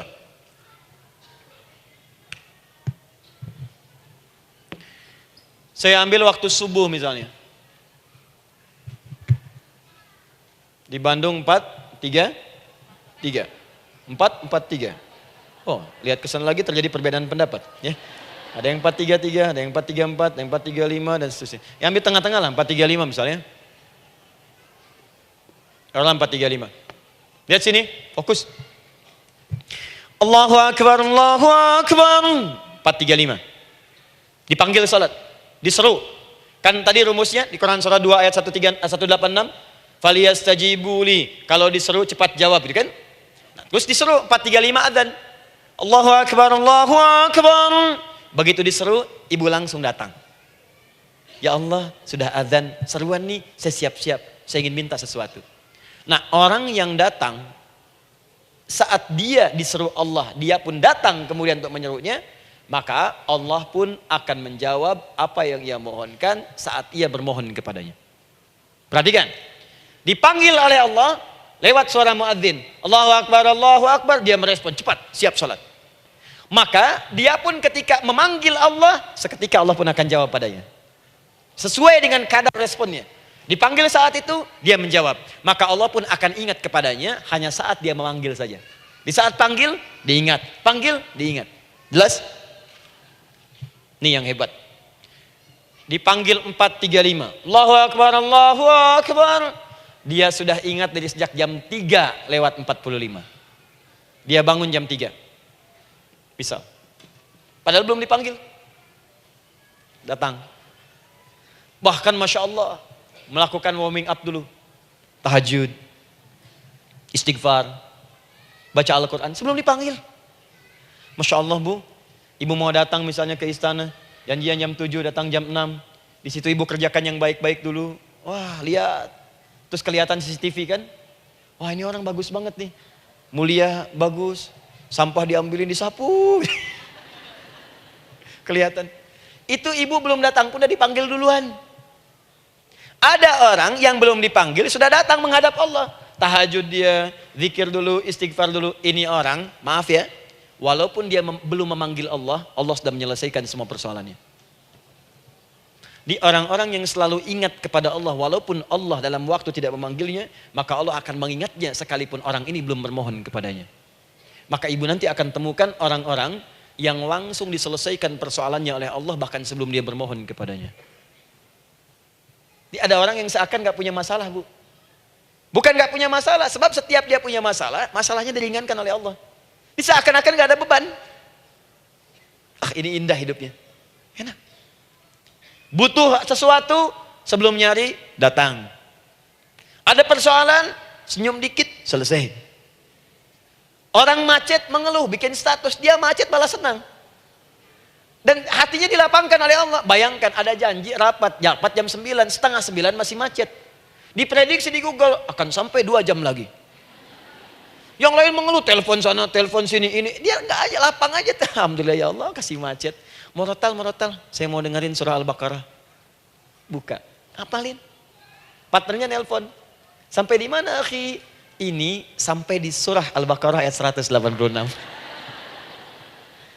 Tidak ada yang sia-sia dari Allah. Sabar ya di sana. Ya, atau kita bisa koneksikan dari sini, apa yang bisa saya selesaikan sekarang di sini, sehingga sampai sana kita tinggal kesimpulan saja. Tenang hatinya. Gak ada gerasak, gerusuk, gulisah gini, telepon sana sini, klaksonin. Dasar lampu merah, lama, birunya sebentar. Padahal biru nggak ada, yang ada hijau kan. Rame. Jadi kalau sudah begitu enak, Bu. Yang perempuan ada di Quran Maryam. Maryam kan perempuan. Dan Maryam itu bukan nabi, bukan rasul. Ingin memberikan pesan kepada ibu, perempuan dimanapun. Tidak harus jadi nabi supaya doa cepat dikabulkan. Tidak harus menjadi rasul. Ini Maryam bukan nabi, bukan rasul. Tapi dia ini luar biasa. Sebelum dipanggil udah datang. Zikirnya tak terlukiskan. Mohon kepada Allahnya luar biasa. Menjaga diri dari hal yang dilarang oleh Allah. Apa hasilnya? Sebelum diberikan bahkan oleh pamannya, sudah ada kebutuhannya. Quran surah ketiga ayat 37. Kullama dakhala 'alaiha Zakaria al-mihraba wajada 'indaha rizqa. Setiap pamannya mau memberikan kebutuhan Maryam sudah ada di dalamnya, Bu. Sudah ada. Itu luar biasa. Mau makan, makanan ada. Mau anggur, anggur ada. Ya. Wah, itu luar biasa, Bu. Jadi bermohon bahkan sebelum waktunya. Sentuhlah ia tepat di hatimu, maka ia akan jadi milikmu untuk selamanya. Wah. Nah, itu doa tuh. Aduh, mana-mana. Paham? Tuh. Jadi kalau yang standar-standar saja itu biasa. Maka datang sebelum waktunya. Datang. Atau datang pas dipanggil. Standar. Jadi kalau 4.35 adzan, Allahu Akbar, Allahu Akbar. Ibu bangun. Siap sholat, siap sholat. Itu standar. Jangan dulu bahagia. Naikin lagi levelnya. Yang celaka itu ya ini nih. Dipanggil 4.35. Baru bangun 5.34.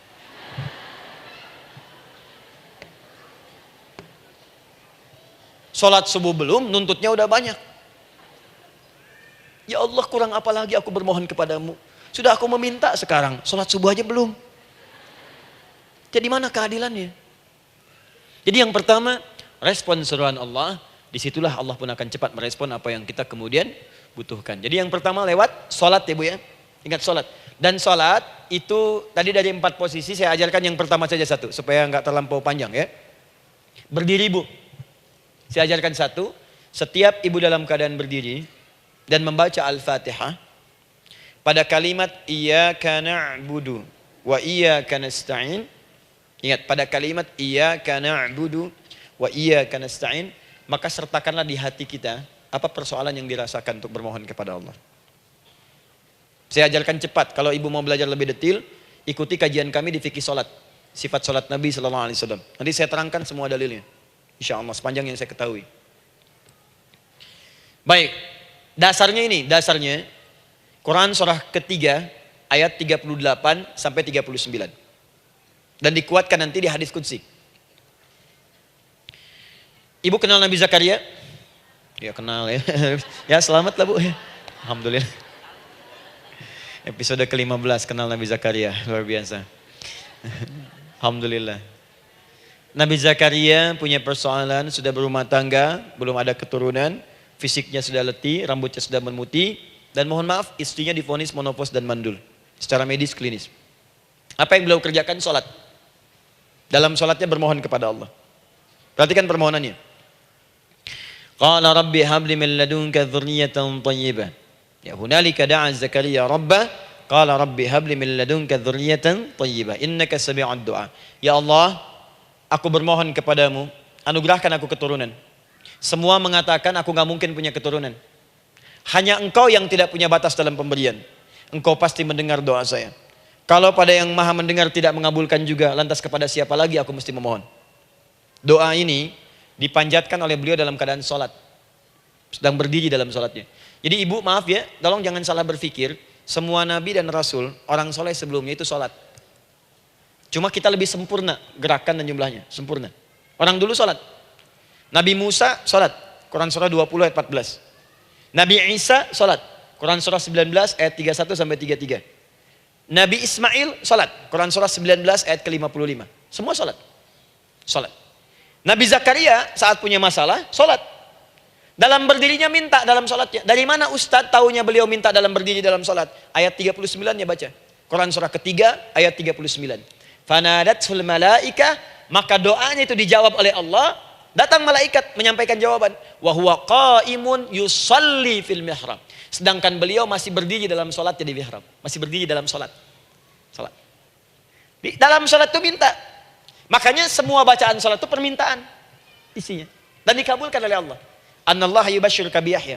Allah kasih kabar gembira, engkau akan punya anak, langsung namanya dari Allah Yahya. Artinya hidup. Yang mustahil menurut manusia, lahir dari rahim seorang perempuan yang divonis monopos dan mandul menurut medis, kata Allah tidak ada yang mustahil bagiku, lahir dan hidup dia, Yahya. Kapan terjadinya? Sedang sholat. Kapan saat sholatnya? Berdiri. Nah yang paling menarik bu, umatnya Nabi Muhammad SAW ditunggu oleh Allah 5 kali dalam sehari, dan dimintakan sebelum sholat untuk menyiapkan permohonannya. Maka turunlah Quran surah kedua ayat ke-45.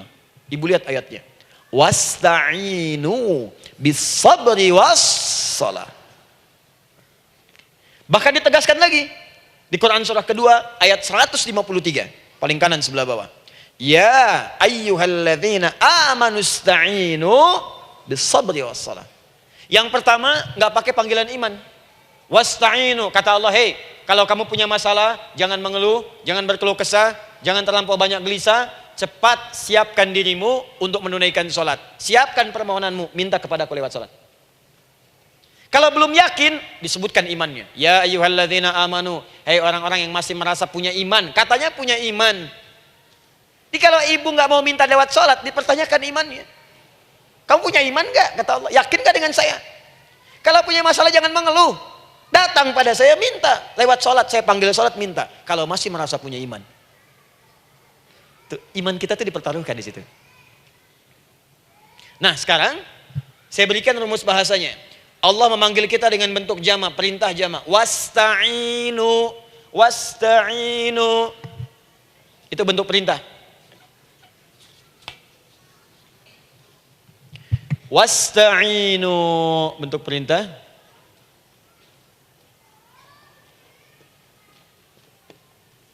Wasta'inu. Dan jika kalian, perhatikan cara menerjemahkannya, dan jika kalian punya persoalan dalam hidup, punya kebutuhan, maka bergegaslah siapkan dirimu untuk minta kepadaku solusi. Wasta'inu, dan mintalah oleh kalian pertolongan, solusi. Bisabri wassalah. Pertama sabar dulu. Sebelum sholat, sabar dulu dengan itu. Tahan dulu. Terima dulu. Jangan mengeluh, terima dulu. Nanti dalam sholat minta solusi. Itu maksudnya. Punya masalah sekarang jam 9 lewat. Sabar, tahan dulu. Koreksi diri, istighfar, nanti zuhur minta. Atau duha sekarang sholat, datang ke masjid, sholat duha minta. Tahiyatul masjid minta sekarang. Sabar. Ini sabar, terima dulu.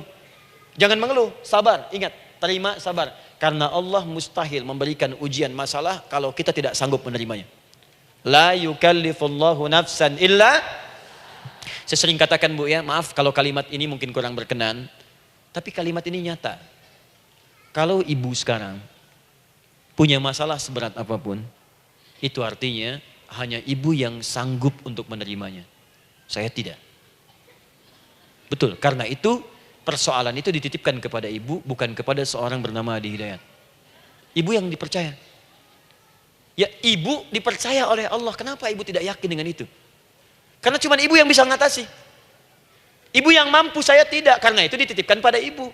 Kaidahnya la yukallifullahu nafsan illa wus'aha. Allah nggak akan berikan beban ujian masalah kalau dia nggak mampu. Artinya kalau saya nggak mampu, saya nggak dikasih. Ibu mampu, ibu diberi.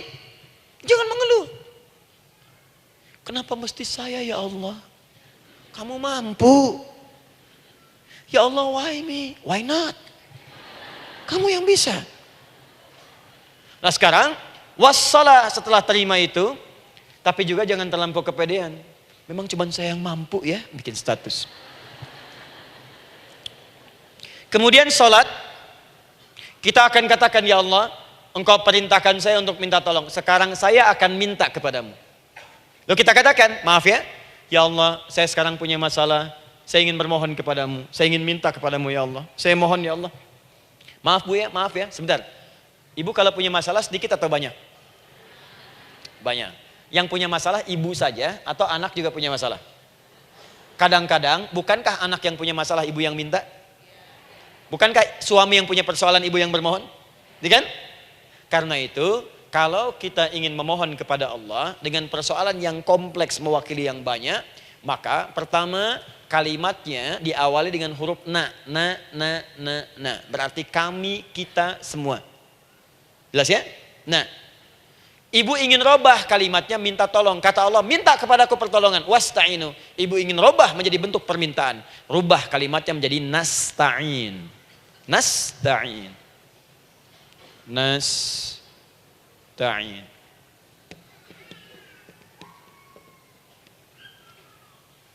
Wasta'inu nasta'in. Minta kepada siapa tadi? Allah. Boleh minta kepada selain Allah? Tidak. Hanya kepada Allah saja? Hanya kepada Allah saja. Hanya kepadamu ya Allah. Tidak kepada yang lain. Maka kalimatnya menjadi iyyaka. Iyyaka. Hanya kepadamu saja ya Allah. Engkau berjanji, kalau ada masalah minta aku berikan. Sekarang hanya kepadamu saja ya Allah, aku bermohon. Maka kalimatnya namanya iyyaka nasta'in. Sekarang saya tanya kepada ibu, apakah dalam sholat ibu membaca kalimat iyyaka nasta'in? Tuh. Saya mau tanya, ibu bacanya saat ruku atau saat sujud? Berdiri. Gak ada orang ruku baca kalimat ini. Allahu Akbar, iyyaka na'budu wa iyyaka nasta'in. Berdiri. Iyyaka na'budu wa sekarang saya bacakan hadis qudsinya. Tersambung dari Nabi sallallahu alaihi wasallam. Qala Rasulullah sallallahu alaihi wasallam, qala Allah azza wa jalla. Allah langsung yang berfirman lewat hadis qudsi. Perhatikan bahasanya. Qasamtu shalah baini wa baina 'abdi. Saya bagi dalam salat itu dua bagian, antara hak aku dan hak hambaku. Wali 'abdi ma sa'ala. Dan jika benar hambaku menunaikan kewajibannya dengan baik, menjaga hak-hak aku, maka pada saat itu apapun yang dia minta dalam salat aku akan berikan. Apapun. Kapan itu terjadi? Perhatikan kalimatnya. Idza qala al-'abdu, kalau hamba mulai membaca dalam salatnya, alhamdulillahi rabbil alamin. Alhamdulillahi rabbil alamin, qala Allah azza wa jalla, seketika Allah menjawab, hamadani 'abdi, hambaku sedang memujiku. Ibu ingat baik-baik Bu ya. Ingat baik-baik. Setiap ibu baca Al-Fatihah dalam salat itu Allah memperhatikan dan menjawab bacaan ibu. Tadi masih ingat ketika saya katakan wa idza sa'alaka 'ibadi anni fa inni qarib, Allah itu dekat. Ya. Wa idza qala al-'abdu ar-rahmanir rahim, kalau hamba melanjutkan ar-rahmanir rahim, qala Allah azza wa jalla, Allah langsung menjawab athna 'alayya 'abdi, hambaku sedang menyanjungku. Wa idza qala al-'abdu maliki yaumiddin, ketika hamba berkata maliki yaumiddin, qala Allah azza wa jalla, Allah menjawab majjadani 'abdi, hambaku sedang mengagungkanku. Sekarang perhatikan kalimat ini. Wa idza qala al-'abdu, jika seorang hamba berkata, iyyaka na'budu wa iyyaka nasta'in, ya Allah, sekarang hamba sholat ibadah atas perintahmu. Dan hamba minta ya Allah, hamba punya masalah, hamba punya persoalan, dan kau janjikan minta dalam sholat. Qala Allah azza wa jalla, Allah jawab, hadza baini wa baina abdi, inilah perjanjian aku dengan hambaku. Wali abdi, kalau hambaku benar sholatnya sampai bacaan ini, masalah apapun yang dia minta sekarang aku akan kabulkan. Dalam berdiri. Cuman sayang, kadang-kadang dalam keadaan ini banyak yang tidak minta. Maka caranya saya sampaikan yang pertama, kalau ibu sudah sampai ke bacaan ini, iyyaka na'budu wa iyyaka nasta'in, sertakanlah dalam hati ibu. Gak usah dilafadzkan. Sertakan ibu punya masalah apa. Atau secara umum minta solusi. Minta. Nabi itu kalau sholat, Nabi SAW kalau sholat, Itu kalau baca ayat-ayat Quran, itu seringkali berhenti, Bu. Sering berhenti. Kalau dalam ayat doa, beliau berhenti, mohonkan dengan baik. Kalau ayat-ayat surga, minta supaya umatnya ke surga. Ayat-ayat neraka, mohon supaya umatnya dibebaskan dari neraka. Minta. Kesaksiannya banyak. Hudzaifah al-Yamani pernah salat di belakang Nabi, begitu. Abdullah bin Mas'ud radhiyallahu ta'ala anhu salat di belakang Nabi, begitu. Ubay bin Ka'ab radhiyallahu ta'ala anhu salat di belakang Nabi, begitu. Di kesaksian mereka sama semua. Makanya seringkali itu nggak sadar, enak salat dengan Nabi itu. Nyaman. Kalau baca ayat surga seakan-akan pengen cepat ke surga. Kalau baca ayat doa berdoa, jadi nggak sadar. Rakaat pertama 100 ayat aja Al-Baqarah. Ya, kadang-kadang lewat ke Ali Imran. Pernah rekornya 5 juz 4 halaman, An-Nisa ayat 176 baru berhenti. Ya walaupun besoknya nggak pada ikutan lagi. Ya, karena merasa ini kapan rukunya gitu, sekarang atau nanti, sekarang atau nanti. Tapi enak. Nah, saya ajarkan satu hal, kalau kita sampai pada bacaan Al-Fatihah tadi, jeda sejenak, Bu, rasakan itu, minta. Minta. Setelah itu Allah ajarkan satu lafaz, kalau lafaz ini benar dibacakan oleh ibu, benar dibacakan, maka seketika doa akan dijawab. Langsung dikabulkan. Apa bacaan itu? Nanti dalam pelajaran selanjutnya kita akan bahas ya, insya Allah. Masih ada waktu? Oh ya, kalau masih kita bahas ya. Masih. Ada sesi mau jawab pertanyaan dulu, diskusi dulu, atau saya teruskan sebentar? Teruskan ya. Baik, kalau kita sampai jam 10, saya jeda sampai ke 9.45. Jadi 15 menitnya kita bisa diskusi ya. Baik. Apa lafaz yang kita bisa mohonkan? Teruskan ayatnya. Ihdinas siratal mustaqim. Ihdinas siratal mustaqim. Ihdinas siratal mustaqim. Ini Bu, nanti Ibu lihat dalam kajian tafsir yang kami sampaikan. Juga dalam kajian fikih salat saya bahas dengan detail. Di sini singkat saja, singkat padat. Ihdina itu, ya Allah berikan kami hidayah, berikan kami jalan, berikan kami petunjuk, tunjukkan kami jalan yang lurus. Kalimat ihdina asalnya dari kata hidayah. Hidayah, jamaknya hudan. Ihdina, berikan kami hidayah, berikan kami hudan. Kalau tunjukkan kami jalan yang lurus, itu terjemahan Bu. Terjemahan. Kalau Ibu ingin makna tafsir per huruf, per kalimat, bahkan per harokat, itu semua ada maknanya. Karena semua kalimat Quran itu mukjizat. Ihdina dari kata hidayah, hudan, berikan kami hidayah. Hidayah dalam bahasa Arab itu banyak maknanya. Bisa solusi dari semua persoalan. Bisa jalan menuju kemudahan. Bisa kesuksesan. Bisa petunjuk, banyak. Kalau dikumpulkan namanya hudan, hudan. Makanya Al-Quran disebut hudan karena di Quran ada semua. Solusi ada, petunjuk ada, kemudahan ada. Dzalikal kitabu la raiba fi hudal. Al-Quran hudan. Syahrul Ramadan alladzi unzila fihi al-Quran hudan linnas. Isi Quran semua hudan. Di situ ada solusi. Di situ ada petunjuk. Di situ ada kemudahan. Kalau kita ingin minta semua itu, kalimatnya dikatakan fi'il amr lit talab, permohonan dalam bentuk kalimat permintaan. Ihdina, berikan kepada kami hudan. Kalau sudah mengatakan ihdina artinya minta solusi, minta kemudahan, minta petunjuk. Jadi ketika Ibu mengucapkan kalimat ihdinas siratal mustaqim, itu artinya ya Allah berikan kepada kami solusi dari masalah yang sedang saya hadapi. Berikan petunjuk dari persoalan yang sedang saya jalani. Berikan kemudahan ya Allah dari kesulitan yang tengah saya hadapi. As-siratal mustaqim, yang lurus, yang gampang. Karena jalan yang gampang itu lurus, gak berkelok Bu. Langsung ke tujuan. Saya mau ke sini jalannya belok-belok, gak langsung kan gak enak. Ibu mau ke satu undangan, jalannya belok sini, belok sini, belok sini, belok sini. Kelokan 9, kelokan 7, kelokan 8. Ya. Kan rasanya berliku. Ibu ingin mendapatkan solusi, tapi dilempar-lempar. Ke sini dulu, berkelok. Sini dulu, sini dulu, sini dulu. Kenapa gak Ibu lurus dapatkan langsung? Dalam bahasa Arab, apalagi kalimat yang fasih, mendapatkan sesuatu dengan gampang, dengan mudah. As-siratal mustaqim, lurus ke tujuan, cepat, mudah. Apalagi ke surga nanti, tunjukkan kami jalan yang lurus, yang benar, hak dari Allah dan mudah didapatkan. Itu maksudnya. Ini bukan sekedar tunjukkan jalan yang lurus, solusi yang mudah, yang gampang, yang cepat. Paham di sini ya? Seperti orang-orang dulu mendapatkannya. Siratal ladzina an'amta 'alaihim. Seperti orang dulu mendapatkan semua kenikmatan ketika mereka bermohon kepadamu ya Allah. Siapa mereka? Ada 4 golongan disebutkan di Quran surah keempat ayat 69. Ada para nabi, orang-orang jujur siddiqin, para syuhada dan orang-orang soleh. Ya, wa may yuti'illaha wa rasul fa ulaika ma'al ladzina an'ama Allahu 'alaihim minan nabiyyina was-siddiqina wasyuhada was-shalihin. Para nabi dulu berdoa, ya Allah, saya ada masalah, dikabulkan. Kita minta, ya Allah, sekarang saya berdoa, tolong kabulkan seperti nabi-nabi dulu dikabulkan. Nabi Ayub sakit, berdoa dikabulkan. Kita sakit, dikabulkan. Nabi Ibrahim ada ujian, dikabulkan. Nabi Ibrahim punya ujian dengan anak. Kita ada ujian dengan anak, minta dikabulkan. Anak-anak berselisih, ada yang dendam, yang iri. Seperti anaknya Nabi Yakub. Nabi Yakub berdoa, dikabulkan. Kita minta, dikabulkan. Ada syuhada, berdoa, dikabulkan. Kita minta, dikabulkan. Orang soleh berdoa, minta, dikabulkan. Kita minta, dikabulkan. Ya Allah, seperti engkau kabulkan doa orang-orang dulu yang melahirkan nikmat, mohon kabulkan kami yang minta sekarang dan mendapatkan kenikmatan itu. Itu maksudnya. Ya, siratal ladzina an'amta 'alaihim. Siapa an'amta 'alaihim di sini? Ulaikal ladzina an'amallahu 'alaihim. Sama persis kalimatnya.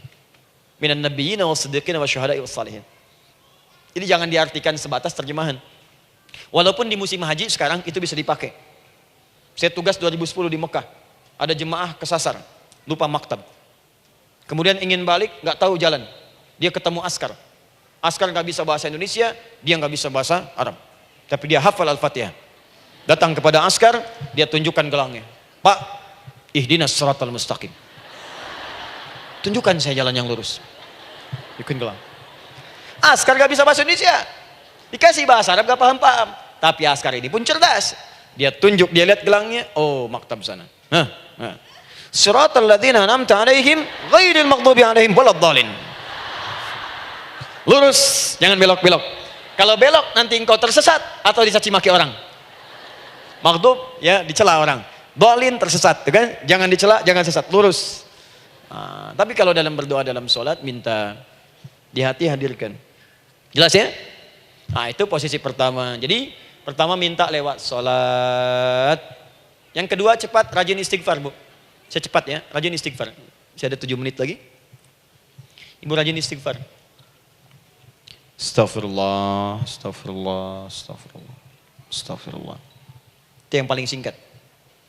Astaghfirullahaladzim, astaghfirullahaladzim, astaghfirullahaladzim. Itu yang menengah. Astaghfirullahaladzim, alladzi la ilaha illa huwal hayyul qayyum wa natubu ilaihi. Astaghfirullahaladzim, alladzi la ilaha illa huwal hayyul qayyum wa natubu ilaihi. Astaghfirullahaladzim, alladzi la ilaha illa huwal hayyul qayyum wa natubu ilaihi. Itu yang cukup panjang. Ibu rajin istighfar. Orang yang rajin istighfar itu diantara yang disebutkan dalam riwayat-riwayat adalah orang-orang yang cepat dijawab doanya. Hanya dengan istighfarnya. Jadi dia tuh punya keinginan, dia nggak katakan. Jadi keinginan di benaknya dia, terus dia istighfar. Astagfirullah, astagfirullah, astagfirullah. Itu kalau benar rajin istighfar, seketika dikabulkan. Cepat. Ada seorang yang hidup, ini tukang roti. Di zaman Imam Ahmad bin Hanbal. Saya pernah kisahkan ini di beberapa keadaan. Orang ini itu ahli istighfar. Jadi maaf ya bu ya, bukan istighfarnya pas ada keperluan aja, bukan. Ada ta'lim ustaz tadi, sab pertama astagfirullah, astagfirullah, astagfirullah, bukan. Besok ada arisan, astagfirullah, astagfirullah, bukan. Jadi bukan ada keperluan istighfar, bukan. Orang ini membiasa istighfar. Jadi setiap mengerjakan apapun dia istighfar. Mau minum, bismillah, astagfirullah, astagfirullah. Dia setiap buka adonan, astagfirullah, astagfirullah. Nah satu ketika, Imam Ahmad itu nggak tahu kenapa, pengen datang ke daerah itu. Ya kalau misalnya ibu tinggal di Cicahem, misalnya kan Imam Ahmad tiba-tiba pengen ke Cicahem aja. Terus karena lelah, mampir ke masjid. Istirahat di dalam masjid. Tiba-tiba kata penjaga masjidnya, DKM-nya, marbotnya, ya Syekh, idhab, pergi, nggak boleh tiduran di sini. Kata Imam Ahmad, saya kan cuma numpang istirahat, nggak boleh keluar. Dan dia nggak tahu kalau itu imam besar. Dan Imam Ahmad itu sudah populer bu, sangat famous, familiar. Cuman orang kan nggak pernah lihat wajahnya. Dulu kan nggak ada Facebook, nggak ada Instagram, nggak ada handphone, nggak ada apa-apa. Jadi kalau orang terima Ahmad, ya Ahmad aja kemana-mana. Oh, no, Imam Ahmad, dia Imam Ahmad, Imam besar, Imam Syafi'i, Imam besar. Tapi nggak pernah lihat. Sekarang kan udah kelihatan. Ya, udah kelihatan. Sekarang banyak. Makanya orang dulu tuh senang begitu tahu, dikasih tahu Nabi aja ke Madinah bu, gak ada yang tahu kalau itu Nabi Muhammad kalau belum pernah lihat. Karena beliau di bawah, Abu Bakar di atas. Abu Bakar kan naik kan, untanya Nabi. Nabi Muhammad pas di bawah gantian tuh di jalan. Orang mengira yang di atas unta Nabi Muhammad, padahal Nabi Muhammad yang jalan kaki, nggak kelihatan. Makanya responnya bola ketika tahu Nabi, senang luar biasa. Minta doa, minta ini, minta itu. Orang sekarang tidak. Karena sering banyak lihat di TV, media sosial, begitu ketemu, minta foto. Ini lain kisahnya. Nggak tahu dia, pergi keluar. Kata Imam Ahmad, ya sudah, keluar beliau. Nggak mau ribut. Istirahat di luar. Di pelataran. Di sini juga nggak boleh. Lihat kalimatnya. Barwah, keluar, pergi. Barwah itu kasar, Bu. Begitu kemudian didebat lagi, saya cuma di luar. Rawah itu dari kata roh, Bu. Itu paling kasar. Artinya keluar dengan roh-rohnya sekalian. Rohnya pun jangan di sini. Ya. Jadi kalau ibu nanti di Masjidil Haram misalnya kan, ada kalimat itu artinya kesal, Bu, askarnya. Ya. Keluar. Misalnya idzabi enti. Enggak mau, saya mau di sini. Ya. Barwa, pergi. Sampai ke rawah dengan roh-rohnya. Itu artinya ibu disuruh pergi. Ya, bukan jangan mengelak lagi. Rawah. Saya bukan rawah, saya rohayati. Suruh pergi. Pergi. Imam Ahmad pergi tuh akhirnya. Pergi, di jalan kelihatan lah tukang roti tadi. Begitu kelihatan capek lah dipanggil, Syekh, kayaknya lelah, istirahat di sini. Dan tukang roti pun nggak tahu kali itu Imam Ahmad. Begitu istirahat, duduk, kelihatan lah Imam Ahmad setiap buka adonan, astagfirullah. Bikin lagi, astagfirullah. Imam Ahmad tahu faidah itu. Tapi ingin menguji tukang roti ini, ditanya. Ya akhi, kamu ini kenapa setiap Anda menanam adonan itu, tepung itu, Anda mengucapkan istighfar, astagfirullah. Perhatikan jawabannya. Wallahi demi Allah, tidak pernah saya beristighfar dalam setiap aktivitas saya, kecuali Allah selalu mengabulkan doa yang saya mohonkan. Di setiap minta, astagfirullah, itu dikabulkan. Cuman satu yang sampai sekarang belum terkabul. Apa itu kata Imam Ahmad?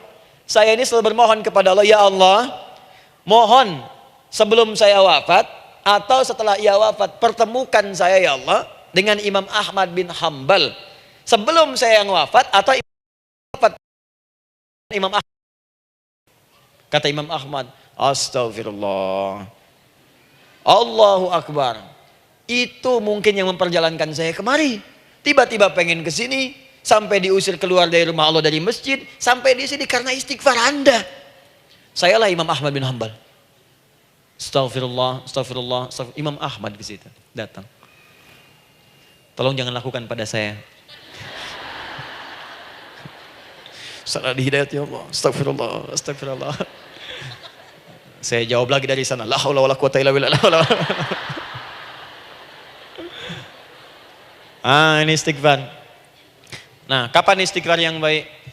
Istighfar yang baik dilakukan setelah tahajud sebelum fajar. Saya ulang ya. Setelah tahajud sebelum fajar. Dalilnya Quran surah ke-51 ayat 18. Baca dari ayat 15 sampai 18-nya. Jadi ibu kalau mau seperti itu, rajin tahajud dulu, Bu. Tahajud. Setelah itu biasakan istighfar. Itu latihan dulu, itu baru latihan. Ingat ya, istighfar menjelang fajar di waktu sahar, itu baru latihan. Astagfirullah. Nanti kalau sudah banyak latihan, ibu akan refleks. Mau duduk masuk mobil, astagfirullah. Duduk mau makan, astagfirullah. Ya, kadang-kadang ibu mau ambil handphone, astagfirullah. Itu refleks di lisan kita keluar. Ahli istighfar itu nggak direncanakan keluar di lisannya. Astagfirullah. Kalau sudah seperti itu, berbahagialah. Karena apapun kadang ibu inginkan, sepanjang itu ibu butuhkan, seketika dikabulkan. Ya. Yang ketiga, yang terakhir. Sudah 9:45, boleh sedikit? Ya, yang terakhir ya, terakhir. Jangan khawatir, setelah ini selesai. Jangan khawatir. Yang ketiga, ini amalan yang paling dahsyat. Jadi yang pertama minta dikabulkan. Yang kedua baru istighfar dikabulkan. Yang ketiga nggak ngapa-ngapain dijawab. Artinya baru terbersit, ada keinginan jawab seketika. Amalan yang ketiga ini adalah amalan yang dikerjakan karena cinta kepada Allah Subhanahu wa taala. Mahabbatillah, kecintaan kepada Allah. Amalan yang dikerjakan karena cinta kepada Allah Subhanahu wa taala. Amalannya mencintai Allah. Beda, Bu. Salat dengan cinta dibandingkan dengan sholat karena memenuhi kebutuhan atau kewajiban saja, itu akan lain. Ibu kalau benar-benar mencintai Allah, maka dalam sholat pun persiapannya akan beda. Saya beri contoh gini ya. Dari pakaian akan lain kata Al-Quran. Quran surah 7 ayat 31. Ya bani Adam khudhu zinatakum inda kulli masjid. Hei anak cucu Adam, kalau ada panggilan dari masjid, kenakan pakaian terindahmu. Di orang-orang yang mencintai Allah saat akan sholat, dia akan perhatikan dari pakaiannya. Jauhkan dari yang haram. Terus cari yang paling baik yang dia kenakan. Gak akan sembarangan. Kalau ibu pakai mukena juga cari mukena yang paling indah. Bukan karena pengen dilihat orang. Karena ingin Allah menyaksikan sholat ibu dalam keadaan yang sempurna. Wudu tuh hati-hati gitu. Quran surah ke-5 ayat ke-6. Ya ayyuhalladzina amanu idza qumtum ila shalah faghsilu wujuhakum wa aydiyakum ilal marafiq wamsahu bi ru'usikum wa arjulakum ilal ka'bain. Jadi kalau ada orang beriman mencintai Allah, mau sholat dia mau wudu, wudunya enggak akan sembarangan, Bu. Cuman basuh. Ya, bagian kepala juga harusnya kepala, dia rambut, takut selesai. Sampai ke kaki cuma disodorkan di keran, beres. Itu sih anak kecil juga bisa. Orang ini lain. Dia akan pelan-pelan dilihat secara sempurna. Hati-hati, kerjakan karena Allah, karena ingin baik. Kalau orang sholat hanya kebutuhan saja, maka yang penting dia takbir sampai salam selesai. Tapi ini tidak, dia akan pelajari bagaimana Nabi mengajarkan sholat yang benar. Bagaimana bacaan saya benar. Dia belajar ngaji supaya benar bacaan Fatihahnya. Dia belajar dengan baik supaya khusyuk di dalam sholatnya. Dia pahami satu-satu. Apa artinya Allahu Akbar, apa artinya Subhana Rabbiyal Azim, apa artinya Subhana Rabbiyal A'la, apa artinya Sami Allahu liman hamidah. Dipahami. Di begitu dia sholat baru takbir sudah paham misinya. Jika ada orang seperti ini, dia mengerjakan apa yang Allah perintahkan karena cinta dengan Allah. Dia berzakat karena ingin mencintai Allah. Dia berinfak karena cinta dengan Allah, bukan karena uangnya. Pokoknya kalau orang cinta itu, Bu, setiap pecinta dia akan memberikan apapun pada yang dicintai. Walaupun tak diminta. Dan pecinta itu sifatnya, kalau yang dicintainya senang sesuatu, akan otomatis ikut senang. Ibu misalnya senang ya dengan pasangan sebelum menikah. Pasangan senang kucing, ibu akan terpaksa senang kucing. Ibu cinta dengan anak, semua akan diikuti apa yang diinginkan. Seperti itu, cinta itu butuh pembuktian. Karena itu sering saya katakan pada akhwat ya yang belum menikah, yang masih muda-muda belum menikah, cinta itu butuh pembuktian. Jadi jangan percaya kalau ada orang yang bicara di lisannya nggak ada buktinya. Aku akan seperti Dilan membawamu dalam motorku. Katakan padanya, aku tak butuh dengan rayuan kata-katamu. Itu hanya angin surga. Yang kubutuhkan, tuliskan namaku di buku nikah kita. Wah, catat. Itu caranya. Main ke Taman Dilan, cuman boncengan. Seakan dunia milik berdua, yang lain nggak ada. Gombal. Udah ya? Jelas? Jadi amalan yang ketiga ini kerjakan karena Allah. Saya mau contohkan satu. Ibu pernah dengar Imam Malik bin Anas? Pernah ya? Gurunya Al-Imam Asy-Syafi'i, Imam Malik bin Anas, lahir di kisaran tahun 94-95 Hijrah. Siap, Kang Dan. Wah, ini terakhir nih, saya tutup nih. Benar-benar terakhir, betul-betul. 10 menit lagi kalau ada nanti tanya jawab, sedikit. Imam Malik ini, Bu, itu Masya Allah. Saking cinta pada Allah dan Rasul, itu tidak pernah, jangankan sholat. Dalam beliau memberikan fatwa pun akan mencari pakaian yang paling bagus. Paling indah. Dan beliau menjaga adab dalam menyampaikan kalimat Nabi pun itu luar biasa. Sampai satu kali pernah pakai jubah bagus, indah, ada lebah menyengat di kepalanya, sedang menyampaikan hadis. Saking hormatnya terhadap hadis Nabi, lebah itu dibiarkan menyengatnya. Enggak mau memutus kalimat Nabi, hadis Nabi hanya untuk mengusir lebah, dibiarkan sampai tersengat. Apa yang Allah berikan kepada beliau? Allahu Akbar. Satu kali singkat berdiskusi dengan muridnya Al-Imam Asy-Syafi'i. Kata Al-Imam Asy-Syafi'i, ya guru, setahu saya rizki itu dicari dulu baru dikasih.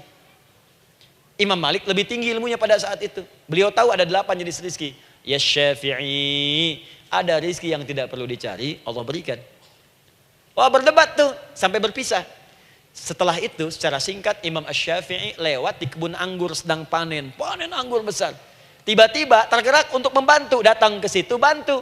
Begitu selesai dikasih hadiah anggur banyak, besar-besar, indah, enak, gitu kan? Ketika diberi itu langsung senang beliau. Bukan karena anggurnya, karena merasa pendapatnya benar. Jadi begitu bekerja baru dapat. Dibawalah anggur ini diberikan pada gurunya. Perhatikan adabnya terhadap guru. Kalau ibu adabnya bagus pada guru, keberkahan dapat, ilmunya pun menghunjam di jiwa. Imam Syafi'i nggak merasa benar, tapi memberikan sebuah jawaban dengan adab. Guru, tadi itu ada panen anggur, saya mencoba membantu. Begitu saya bantu, dikasih anggur, dikencangkan kalimatnya. Begitu saya bantu, dikasih. Dibantu dulu, baru dikasih. Kalau saya nggak bantu, saya nggak dikasih. Apa jawab Imam Malik? Imam Malik tersenyum, tertawa. Tabassama dhahika. Masya Allah, Syafi'i, bahasa kita. Tadi itu saya keluar, mau ngajar. Siang-siang terik begini, saya kepikiran, ya Allah, kalau makan anggur yang enak-enak, enak banget sekarang ini. Ada anggur sekarang. Tuh. Murid berikhtiar, guru mendapatkan hasil. Setelah itu Asy-Syafi'i naik dan jadi bintang di zamannya, sampai kekinian pun luar biasa. Dan mendapatkan barakah gurunya, seperti gurunya dapatkan, muridnya pun meraihnya.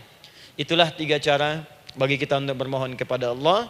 Jika ingin dipercepat oleh Allah, bisa lewat salat, bisa lewat istighfar, bisa juga dengan menciptakan amalan-amalan, atau mengikuti amalan-amalan yang dicintakan atau ditujukan untuk mencintai Allah Subhanahu wa taala. Ibu bisa paham ini?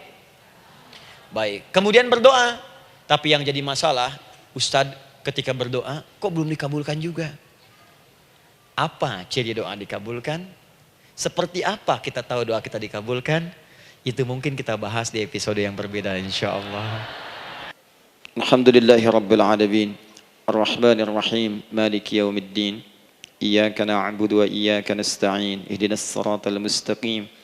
Siratal ladzina an'amta 'alaihim ghairil maghdubi 'alaihim waladdallin. Allahumma nahmaduka hamdan syakirin, hamdan na'imin, hamdan yuwafi ni'amahu wa yukafi'u mazidah. Ya Rabbana lakal hamdu wa lakal syukru kama yanbaghi li jalali wajhikal karim wa li 'azimi sultanik. Allahumma salli wa sallim barik ala rasulika al-karim, nabiyyikal amin, sayyidina Muhammadin wa ala alihi wa sahbihi wa ummatihi ila yaumiddin. Allahumma rabbana ya al-ghafur rahim, la tada' lana fi maqamina hadha fi kulli maqamin dhanban illa ghafartah. Duhai Allah, kami bermohon kepadamu, Engkau yang maha pengampun, Engkau yang maha penghapus segala dosa. Kami mengakui kami berbuat salah, kami mengakui banyak dosa kami kumpulkan. Maka kami mohon kepadamu ya Allah, jangan biarkan ada satu orang pun berada di sekitaran majlis ta'lim ini, kecuali sebelum ia pulang Engkau telah ampuni segala dosa-dosanya. Engkau telah gugurkan dan hapuskan segala dosa-dosanya. Wala hamman illa farajtah. Ya Allah, jika ada satu orang pun di antara jamaah saat ini yang merasakan kegelisahan dalam hatinya, jangan biarkan ia meninggalkan area majlis ta'lim ini kecuali Engkau telah tenangkan keadaan hatinya. Allahumma wala maridan illa syafaitah. Jika ada di antara kami yang tengah Engkau uji dengan penyakit seberat apapun, maka mohon angkat dan sembuhkan segala penyakitnya. Allahumma wala dainan illa qadaitah. Ya Allah, jika ada di antara kami yang berat hidupnya karena lilitan utang piutang, terjebak riba dan sejenisnya, maka mohon ya Allah dengan keikhlasan amalannya, mohon angkat dan berikan rizki terlimpah kepada yang untuk melunasi utang-utang dan terbebas dari lilitan riba dan semacamnya. Allahumma ya arhamar rahimin. Allahumma tubna ilaika min kullil ma'asi. Ya Allah, kami ingin memperbaiki diri kami. Kami bertobat dari segala maksiat yang pernah kami kerjakan. Allahumma asli ahwalana ma yuqarribuna ila ridhak. Ya Allah, kami bermohon kepadamu, mulai hari ini, mohon bimbing kami untuk memperbaiki diri, supaya kami bisa lebih dekat denganmu ya Allah. Allahumma asli azwajana. Ya Allah, kami mohon sayangi dan perbaiki ya Allah akhlak suami-suami kami. Ya Allah, mohon bimbing suami-suami kami jadi suami yang baik, membimbing keluarga menjadi keluarga yang saleh. Allahumma ya Allah, Allahumma arsyad wa aslih ya Allah azwajana, zawjatina. Ya Allah, demikian dengan istri-istri kami ya Allah. Jadikan mereka perempuan-perempuan yang salihah, bimbing menjadi ibu-ibu yang baik. Allahumma abnana, auladana, dzurriyyatina. Allahumma aslih lahum ya arhamar rahimin yakunu salihin, liyakunu su'ada fid dunya wal akhirah. Ya Allah, anak-anak kami, cucu-cucu kami khawatir berpisah dengan mereka di akhirat nanti. Kami mohon ya Allah, jika memang ada maksiat yang mereka kerjakan karena dosa-dosa kami mohon ampun ya Allah. Perbaiki anak-anak kami, bimbing cucu-cucu kami ya Allah. Jadikan mereka anak-anak saleh, anak-anak yang bisa memberikan mahkota kepada kami di akhirat ya arhamar rahimin. Kami malu dengan anak orang lain yang telah hafal Al-Quran. Kami malu dengan anak orang lain yang telah mampu tahajud. Kami malu dengan anak orang lain yang telah bisa membaca Al-Quran dengan baik. Sedangkan anak kami masih sibuk dengan dunia ya Allah. Kami takut bila wafat tidak bisa memberikan petunjuk kepada mereka dengan izin-Mu. Allahumma ya arhamar rahimin. Allahumma idza kana hunalika baqiyati ayyamina faj'al baqiyata ayyamina ya Allah hayatan thayyibah. Duhai Allah, kami bermohon kepadamu, jika memang terbentang masa kehidupan bagi kami sampai dengan hari esok, maka mohon jadikan sisa-sisa hidup kami lebih baik daripada hari-hari yang sebelumnya. Wa idza kana hadzal yaum min akhir ayyamina faj'al ya Allah hadzal yaum husnal khatimah. Ya Allah, kami mohon jika memang hari ini adalah hari terakhir kami hidup dan harus kembali kepadamu untuk wafat, mohon jadikan di hari ini kami husnul khatimah. Allahumma qawwi lisanana ila kulli kalimat at-tauhid la ilaha illallah Muhammadur Rasulullah. Ya Allah, kami mohon jika kelak kami akan wafat, ringankan lisan kami untuk mengucapkan kalimat tauhid la ilaha illallah Muhammadur Rasulullah. Wa ajib kalimatan bi qaulika ya ayyatuhan nafsul mutmainnah irji'i ila rabbika radiyatan mardiyah fadkhuli fi ibadi wadkhuli jannati.